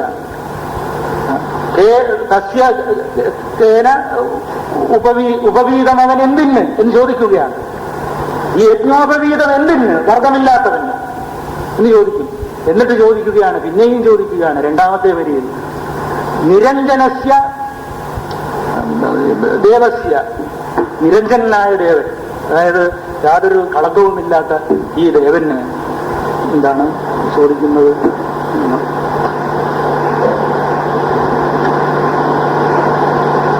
അതെ, നിരഞ്ജന, എനിക്ക് സംസ്കൃത പദ്യം ഓർമ്മ വരുന്നില്ല. നിരഞ്ജനായ ഈ ദേവന് ഈ അടയാളങ്ങൾ, പ്രത്യേകമായിട്ടുള്ള അടയാളങ്ങൾ എന്തിന്? അല്ല, നിരഞ്ജനസ്യ ദേവസ്യ ധൂമേ, അതെ, ധൂപൈക്കും പിന്നെ ദീപേശ്ച, അതെ, ധൂപങ്ങളെ കൊണ്ടും ദീപങ്ങളെ കൊണ്ടും എന്ത് പ്രയോജനം എന്നതാണ് മലയാളം. ഓ, അങ്ങനെ ഇരിക്കട്ടെ, വേറെ ഇത് തോന്നുന്നുമില്ല. അപ്പൊ വർഗമില്ലാത്തവനും വർണ്ണമില്ലാത്തതുമായ ഈ ചൈതന്യത്തിന് യജ്ഞോപവീതം എന്തിന്? അതുപോലെ ഈ നിരഞ്ജനായ ദേവന് ധൂപങ്ങൾ എന്തിന്, അതുപോലെ ദീപങ്ങൾ എന്തിന് എന്ന് ചോദിക്കുന്നു. അപ്പൊ അദ്ദേഹം ഇതിനപ്പുറത്തെത്തിയിട്ടുള്ള ഒരു സംസ്കാരത്തിലേക്ക് വിരച്ചുകൊണ്ടുകയാണ്. ആ സംസ്കാരം അവിടെ ഒറ്റക്കുള്ള മനുഷ്യരുടെ ഹൃദയങ്ങളിൽ പ്രതിഭാസിച്ചാൽ പോരാ, ഇതിവിടത്തെ സമസ്ത മനുഷ്യരിലും ഒരു സാധാരണ ബോധമായി പ്രതിഭാസിക്കേണ്ടതാണ്. ഞാൻ എൻ്റെ പ്രസംഗത്തിന്റെ ഒടുവിലത്തെ ഭാഗത്തിലോട്ട് കടക്കുകയാണ്. ഒരു കാലത്ത് ഇത്തരത്തിൽ ഇത് പ്രതിഭാസിച്ചിരുന്നു. ഒറ്റ തെളിവ് ഞാൻ പറയട്ടെ. സാധാരണ ജീവിതത്തിൽ ഈ ചിന്തകൾ പ്രതിഭാസിച്ചിരുന്നു. അതിവിടത്തെ ഈ മതപ്രവർത്തകരുടെയും ഇവിടത്തെ രാജാക്കന്മാരുടെയും മഹിമയുടെ ഫലമായിരുന്നു. ഇന്ന് അത്തരത്തിലുള്ള ഒരു സംവിധാനം നഷ്ടപ്പെട്ടു പോയി. തുച്ഛലാഭങ്ങൾക്ക് വേണ്ടി സമസ്തവും ബലി കൊടുക്കുന്ന ഒരു സംസ്കാരം ഇവിടെ വളർന്നു വരികയാണ്. അന്നങ്ങനെയല്ല.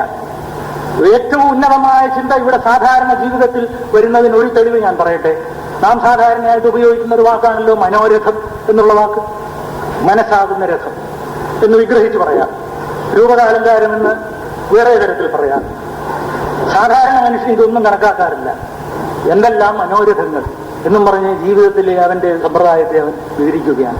മനോരഥം. കോട്ടയത്താണെങ്കിൽ ഇത് ഇനി വരാൻ പോകുന്ന ഒരു പത്രത്തിന്റെ പേരാകാവുന്നതാണ്, മനോരഥം. അപ്പോ ഈ മനോരഥം എന്താണ് ഇതിന്റെ പിറകിൽ? ഇത് ഹിമാലയത്തിന്റെ മുകളിൽ നിന്ന് ഒരു വലിയ ഋഷിയുടെ തലയിൽ നിന്ന് വന്ന ചിന്ത ഗംഗയെയും പിന്നെ സിന്ധുവിനെയും ബ്രഹ്മപുത്രയെയും തോൽപ്പിച്ചുകൊണ്ട്, എന്തുകൊണ്ട് തോൽപ്പിച്ചു? ആ നദികളെല്ലാം വഴിക്ക് വെച്ച് ഹിന്ദു സമുദ്രത്തിൽ എവിടെയോ ചേർന്ന് ലയിച്ചതാണ്. നേരെ മറിച്ച് അവയെ തോൽപ്പിച്ചുകൊണ്ട് വിന്ധ്യനെയും ഒക്കെ ഭേദിച്ച് തെക്കേ ഇന്ത്യയിൽ കടന്ന് ഇവിടെ തന്നെയും, ഇവിടെ എന്റെയും നിങ്ങളുടെയും നാവിന്റെ തുമ്പത്ത് വന്ന് മനോരഥം എന്ന് പറയുകയാണ് ആ ചിന്ത. അതാണ് അതിന്റെ സജീവതയും അതിന്റെ ശക്തിയും. അതാണ് എന്താണ് ഇതിന്റെ പിറകിലുള്ളത്? ഉപനിഷത്തിലെ ചിന്തയാണ്. ഈ പ്രപഞ്ചത്തിൽ ആത്മാവ് രഥിയായിട്ട് നിൽക്കുന്നു. പ്രപഞ്ചം, ശരീരം രഥമാണ്. മനസ്സ് ഇതിന്റെ ഇതിന്റെ കടിഞ്ഞാണാണ് എന്ന ഒരു സങ്കല്പമുണ്ട്. അതിനെ പിന്നീട് അല്പമൊന്ന് മാറ്റി ഈ ശരീരം രഥമല്ല മനസ്സ് രഥം എന്ന് അല്പമൊന്ന് മാറ്റിയതാണ് ഈ ചിന്ത. ആത്മാനം രഥിനം വിദ്ധി ശരീരം രഥയേവതു ബുദ്ധിന്ദു സാരഥിം വിദ്ധി മനഃപ്രഗ്രഹയേവതു എന്ന് പറഞ്ഞിട്ട് ഗീതയിൽ ഈ കഠോപനിഷത്തിൽ ഈ ഭഗവത്ഗീതയുടെ ഒരു ആദിരൂപം, ഒരു ചിത്രം കൊടുക്കുന്നുണ്ട്. ആ ചിന്തയാണ് നമ്മുടെ സാധാരണ ശൈലിയായിട്ട് മാറിയിരിക്കുന്നത്. അതുകൊണ്ട് ഈ അത്യുന്നത ചിന്തകൾ അത്യുന്നത എന്ന് പറഞ്ഞ് അകലെ തള്ളാതെ, എനിക്ക് ഈ പ്രസംഗം അവസാനിപ്പിക്കേണ്ടത് ഈ ഒരു രാഗത്തിൽ മാത്രമാണ്. ഇവ അത്യുന്നതമല്ല, അതിവിദൂരമല്ല. ഇത് ഏറ്റവും സമീപത്തുള്ളതാണ്, ഏറ്റവും അടുത്തുള്ളതാണ്. ഇത് ഞാൻ പറയുമ്പോൾ എന്റെ പിറകിൽ ഉപനിഷത്തിനെ ദർശിച്ച ഋഷികളുടെ അനുഗ്രഹാശിസുകൾ മുഴുവനുണ്ട് എന്ന് ഞാൻ ബലമായി വിശ്വസിക്കുന്നു. അവർ പറയും, എന്താണ് തദ്ദൂരെ, പറഞ്ഞ ഉടനെ അവർക്ക് തെറ്റിപ്പോയി, തെറ്റിയെന്ന് തോന്നി. എന്നിട്ട് അവർ പറയും തദ്വന്തികെ, വളരെ അകലെയാണ് ഈ ചൈതന്യം, അല്ല വളരെ അടുത്താണ്. അകലെ എന്ന് പറയുന്ന സമയത്ത് ശിഷ്യൻ പേടിക്കുകയാണ്, കൊച്ചുകുട്ടി പേടിക്കുന്നു. അപ്പോൾ പറഞ്ഞു, അല്ല ശിഷ്യ, വളരെ അടുത്തുമാണ്, നീ രണ്ടിൽ നിന്ന് സത്യം പഠിക്കുക എന്ന് പറഞ്ഞതുപോലെ ഇത് വളരെ അകലെയല്ല, ഇത് വളരെ അടുത്തുള്ളതാണ്. ഈ സമാധിയും ധ്യാനവും ഒക്കെ ദിവസത്തിൽ നിങ്ങൾ ഒരു അരമണിക്കൂർ സ്വന്തം വീട്ടിൽ ഭാര്യയുടെയും കുട്ടികളുടെയും ഒക്കെ ഈ പർണശാലയിൽ അവരെ കൊണ്ട് അഭിരാമമായ നമ്മുടെ ഗൃഹ കുടുംബ പർണശാല, ആ പർണശാലയെ താപസവാടമാക്കാവുന്നതാണ്. ഇതിനുവേണ്ടി നിങ്ങൾ വളരെ അകലെ പോകേണ്ട കാര്യമൊന്നുമില്ല. അതാണ് ഞാൻ കഴിഞ്ഞ പ്രസംഗങ്ങളിൽ ഗീതയെ കൊണ്ട് ഞാൻ സമർത്ഥിച്ചത്. ഈ സാധാരണ കർമ്മം ചെയ്തുകൊണ്ട് നമുക്ക് ആത്മീയതയെ സാക്ഷാത്കരിക്കാം. അതിന്റെ തെളിവാണ് ഗീതയുടെ ഉപദേശം എന്ന് പറയാൻ കാരണമാണ്. അതുകൊണ്ട് ഞാൻ ഇന്ന് എന്റെ പ്രസംഗം അധികം നീട്ടിക്കൊണ്ടുപോകുവാൻ ഉദ്ദേശിക്കുന്നില്ല. ഞാൻ ഉദ്ദേശിച്ചത് നമ്മുടെ ഈ സംസ്കാരത്തിന്, ലോകത്തിന് കൊടുക്കാവുന്ന ഏറ്റവും വലിയ സംഭാവന, ഈ അദ്വൈത വീക്ഷണം എന്ന് പറഞ്ഞ് ആളുകൾക്ക് മനസ്സിലാകാതെ വരുത്താതെ, ഇത് സ്നേഹവും ഐക്യവുമാണ്, സൗഹാർദ്ദവുമാണ്, ആ മട്ടിൽ ജീവിക്കുകയാണ് ഇതിന്റെ ഏറ്റവും വലിയ വ്യാഖ്യാനം എന്ന് നാം കൊച്ചുകുട്ടികളെ വരെ പഠിപ്പിക്കുകയാണ് എന്നെനിക്ക് തോന്നുന്നു. അതിൽ ഉറച്ചുകൊണ്ട് മനസ്സിനെ നിർത്തുക എന്നുള്ളത് മാത്രമാണ് നമ്മുടെ ധ്യാനം എന്ന് പറയുന്നത്. ഓരോ കർമ്മം ചെയ്യുന്ന സമയത്തും നമ്മുടെ ഒരു കണ്ണ് ലോകത്തെ നോക്കിക്കൊണ്ടും മറ്റൊരു കണ്ണ് നമ്മുടെ ഉള്ളിലേക്ക് വ്യാപിപ്പിച്ചുകൊണ്ടും നമുക്ക് നമ്മുടെ ബുദ്ധിയെ എപ്പോഴും സ്ഥിരമാക്കി നിർത്തുവാൻ സാധിക്കുന്നതാണ്. ഇതൊക്കെ വലിയ ഞാൻ ഇനി അല്പം ഒരു ഗൂഢമായൊരു കാര്യം പറയട്ടെ. ഈ മതകാര്യത്തില് നമ്മൾ ഈ പ്രപഞ്ചത്തെ നമ്മുടെ ഈ കണ്ണുകളെ കൊണ്ട് നേരെ നോക്കുന്ന സമയത്ത് പ്രപഞ്ചത്തിന്റെ സൗന്ദര്യം, പ്രപഞ്ചത്തിന്റെ സത്യവും പകുതിയിലേറെ നമ്മുടെ കണ്ണുകളിൽ നിന്ന് നഷ്ടപ്പെട്ടു പോകും. അതുകൊണ്ടാണ് ഇത് പറയുന്നത്, എനിക്ക് അനുഭവം ഉണ്ടായിട്ടാണെന്ന് പറയരുത്, എങ്കിലും ഞാൻ പറയട്ടെ. അതുകൊണ്ടാണ് ഈ കാമിനിയും കാമുകനും കടാക്ഷിക്കുന്നത്. ഇങ്ങനെ നോക്കുന്നു, ഇങ്ങനെ നോക്കിയാൽ സൗന്ദര്യമില്ല. ഈ പച്ച കണ്ണുകൊണ്ട് തുറുക്കെ നോക്കിയാൽ സൗന്ദര്യമില്ല. അതാണ് ഈ നേക്കഡ് ഐ എന്ന് പറഞ്ഞില്ലേ, പണ്ടൊരു ടീച്ചർ പറഞ്ഞത്, അത് പറയാൻ കഴിയാതെ നേക്കഡ് മാൻസ് ഐ എന്ന് പറഞ്ഞു എന്നാണ്. Naked man's I, naked I കൊണ്ട് നമ്മൾ കാണുന്നില്ല. കടാക്ഷം എന്ന് പറയുന്നത് നാം ഇങ്ങനെ നോക്കുന്നു. എൻ്റെ കണ്ണ് നേരെ മുമ്പിലാണ്, പക്ഷെ എൻ്റെ കണ്ണ് ആവൃത്തമാണ്, പുറകോട്ട് പോകും. അവിടെയാണ് ഞാൻ കാമുകിയെ കാണുന്നത്. ഈ പ്രപഞ്ചം മുഴുവനും ഇവിടെ നമ്മുടെ മുമ്പാകെ നടന്നുകൊണ്ടിരിക്കെ, ഇതാ ഈ പ്രപഞ്ചത്തിൽ സമസ്ത പ്രേമത്തിനും സമസ്ത അഭീഷ്ടങ്ങൾക്കും ഒക്കെ ആയത് ഇതിന്റെ പിറകിൽ നാം കാണാത്ത ഒരു ദിക്കിൽ പതുക്കെ മറഞ്ഞു നിൽക്കുകയാണ്. അതിനെ നിങ്ങൾ ഇങ്ങനെ നോക്കേണ്ടതാണ്. ഇതാണ് ഈ ധ്യാനം എന്നൊക്കെ പറയുന്നതിന്റെ ആരംഭം. സത്യം ഇതാണ്. അതുകൊണ്ടാണ് ഈ വേദാന്തത്തിലൊക്കെ, അതിപ്പോ ഈ നിങ്ങൾ ഈ വലിയ വാർ നോവൽസ് വായിച്ചിട്ടുണ്ടോ എന്നറിയില്ല. വാർ നോവൽസിൽ ഒരു ഇതുണ്ട്, സെന്റർ നിൽക്കും രാത്രി 12 മണി 1 മണിക്കൊക്കെ സെന്റർ നിൽക്കുകയാണ്. അപ്പോൾ അവരുടെ ഒരു ടെക്നിക്ക് തന്നെ, വാർ ടെക്നിക്ക്. ഇത് ഞാൻ പട്ടാളത്തിൽ പോയൊന്ന് ചോദിച്ചേക്കരുത്, നേരത്തെ ചോദിച്ചതുപോലെ സെന്റർ നിൽക്കുന്ന സമയത്ത് ഇങ്ങനെ വരുന്ന ആളെ ഇങ്ങനെ നോക്കാന്ന് വെച്ചാൽ കുറെ കഴിയുമ്പോൾ ഈ നോക്കുന്നിടത്ത് തലയെ വിളിച്ച് ഇരുട്ട് നോക്കാണ്. ആളില്ലാത്ത സമയത്ത് ആളുണ്ടെന്നും തോന്നിയില്ല, ഉള്ള സമയത്ത് ഉണ്ടായി തോന്നുകയില്ല. അപ്പൊ അവരിങ്ങനെ നോക്കുന്ന കൂട്ടത്തിൽ അവരിങ്ങനെ കണ്ണ് വെറുതെ വായിക്കുന്ന ഇങ്ങനെ ഈ ടിപ്പ് ഉണ്ടല്ലോ, അതുകൊണ്ട് അവർ നോക്കും. ഇങ്ങനെ അവിടെ ഈ ചലനം കാണും, സാധാരണ കണ്ടുകൊണ്ട് കാണാം. അപ്പൊ ഇവിടെ കാണണമെന്ന് വെച്ചാൽ ഇങ്ങനെ നോക്കിയിട്ടുണ്ട്. അപ്പൊ കണ്ണിലൂടെ ഇത് പാസ് ചെയ്യും. അപ്പൊ നമ്മുടെ മനസ്സിൽ ജാഗരൂകമല്ലാത്ത ഒരു മനസ്സ് വളരെ സന്നദ്ധമായി എവിടെയോ ഉണ്ട്. അതിനെ നിങ്ങൾ പ്രയോഗിക്കുക വാക്കിൽ മുഴുവൻ. ഞാനീ സംസാരിക്കുന്നുണ്ടല്ലോ, ഈ സംസാരിക്കുന്ന സമയത്ത് എൻ്റെ ബോധ മനസ്സ് എൻ്റെ ഈ പ്രസംഗത്തിൽ 10% പ്രവർത്തിക്കുന്നു. അതൊരു സത്യമാണ്. എൻ്റെ ഈ പ്രഭാഷണത്തിൽ 90% ബോധ മനസ്സല്ലാത്തത് പ്രവർത്തിക്കുന്നു. അങ്ങനെ ഈ തോന്നിയാസം പറയാൻ ഒക്കൂ. ബോധ മനസ്സിലൂടെ ഇത് പറയാൻ 10 യോഗ്യന്മാരായ 100-200 ആളുകളെയും വെച്ചിട്ട് ഇതെല്ലാം പറയണമെന്നുണ്ടെങ്കിൽ വേറെ ഏതോ മനസ്സ് പ്രവർത്തിക്കാതെ ഒക്കുകയില്ല എന്നുള്ളത് തീർച്ചയാണ്. ഇത് നമ്മൾ അതുകൊണ്ടാണ് പരാങ്കി ഖാനി വിതരണത്ത് മഹാത്മൻ തസ്മാത് പരാം പശ്യതി നാന്തരാത്മൻ എന്ന് ഏത് ഉപനിഷത്തിലാണാവോ ദൈവമേ, അത് നോക്കിയാൽ കാണും. അത്രയേ ഉള്ളൂ. പരാങ്കി ഖാനി വിതരണത്ത് ദൈവം ഇന്ദ്രിയങ്ങളെ പുറത്തോട്ട് തള്ളുന്നതായിട്ട് സൃഷ്ടിച്ചു, പുറത്തോട്ട് തള്ളുന്നതായിട്ട്. അപ്പൊ ഈ കാഴ്ച ഇതെല്ലാം പുറത്തോട്ട് തള്ളുക, ഒരു എക്സ്റ്റേണൽ വേൾഡ്. ഇതല്ല യാഥാർത്ഥ്യം. യാഥാർത്ഥ്യം മറ്റൊന്നും കൂടെ ചേർന്നാൽ അതാണ് സത്യം. അതാണ് ഞാൻ നേരത്തെ പറഞ്ഞത്. ഇതല്ല യാഥാർത്ഥ്യം എന്ന് പറയുമ്പോൾ ഇത് മിഥ്യയാണെന്ന് പറയുകയല്ല. മറ്റൊന്നുകൂടെ ചേർന്നുള്ളതിലേ ഇതിന് യാഥാർത്ഥ്യം പൂർണ്ണമാകും. അതാണ് ഇതിനെ നിഷേധിക്കുകയാണ്. നിഷേധിക്കുന്നു എന്ന് നമ്മുടെ ഋഷികൾ പറഞ്ഞു എന്നും പറഞ്ഞ് ഋഷികളുടെ പേരിൽ എന്താണ് ഈ കോടതി ഭാഷ ഞാനൊന്ന് പറഞ്ഞോട്ടെ, ഋഷികളുടെ പേരിൽ അതെ അന്യായക്കാരൻ വരാതെ കണ്ട് ഉള്ള ഒരു വിധിക്കുമല്ലോ, അതിനെന്തെന്നത് എക്സ്പാർട്ടി വിധി നടന്നു, അത് സമ്മതിക്കില്ലാത്ത ഞാൻ പറഞ്ഞു. ഋഷികൾ അങ്ങനെ പറഞ്ഞിട്ടില്ല. ഋഷികൾക്ക് വേണ്ടി ഞാൻ വക്കാലത്തെടുക്കുകയാണ്. ദയവായി എനിക്ക് ബോധിപ്പിക്കാനുള്ളത് കോടതി കേൾക്കണം. ഇതാണ്, ഋഷികൾ അങ്ങനെ പറഞ്ഞിട്ടില്ല. ഇത് ഒരു സത്യത്തിന്റെ ന്യൂനമായ ഒരു ഭാഗമാണ്. മറ്റൊന്നുകൂടെ ചേർന്നാൽ ഇത് പൂർണ്ണമാകും. മറ്റൊന്ന് മാത്രവുമല്ല, ഇത് മാത്രവുമല്ല. അതുകൊണ്ടാണ് ഞാൻ അന്ന് ഈ ഈശ്വര പ്രാർത്ഥനയൊക്കെ ഞാൻ ചൊല്ലിയില്ലേ, എന്ത് ഓമൽ പ്രഭാതരുചി എങ്ങുമുയർന്ന നീലവ്യോമസ്ഥലം സ്വയമെരിഞ്ഞതും അർക്കബിംബം ശ്രീമദ് ധരിത്രി ഇവയെ പണി ചെയ്ത കയ്യ് എല്ലാം കൂടിച്ചേരുക, ഇതിനെ നിഷേധിച്ചില്ല. അതാണ് ടാഗോർ പറഞ്ഞത്, ദൈവമേ നീ അനന്തനായി എന്നെ സൃഷ്ടിച്ചു, പക്ഷെ നീ എനിക്ക് തന്നത് ഒരു കൊച്ചുപാത്രം മാത്രം. അതുകൊണ്ട് ഞാൻ ഈ കൊച്ചുപാത്രത്തിലൂടെ നിന്നെ പ്രാപിക്കാൻ ശ്രമിക്കുന്നു. കൊച്ചുപാത്രം ഉടക്കുകയല്ല, അതല്ല വൈരാഗ്യം. അതാണ് ഈ പറഞ്ഞത്. അതാണ് ഞാൻ അന്ന് ഋഗ്വേദത്തിലെ ഈ മധു വിദ്യ എന്നുള്ളത് പറഞ്ഞില്ലേ, ഇതാ ഈ കാറ്റ് വീശുന്നു, മധുവാതാകൃതായത് മധുക്ഷരന്തി സിന്ധവ, ഇവിടുത്തെ ഈ നദികളെല്ലാം ഇത്തരത്തിൽ ഒഴുകുന്നു. അങ്ങനെ ഇതിനെയൊക്കെ കാണുന്ന ഒരു മനുഷ്യന് ഇതിൽ വിഷം കലർത്താൻ തോന്നില്ല. ഈ വെള്ളത്തിൽ, ഇന്നത്തെ പത്രത്തിൽ മറ്റല്ലോ വായിച്ചത്, ഈ ശുദ്ധമായ ജലത്തിൽ വെള്ളം കലർത്താൻ തോന്നില്ല.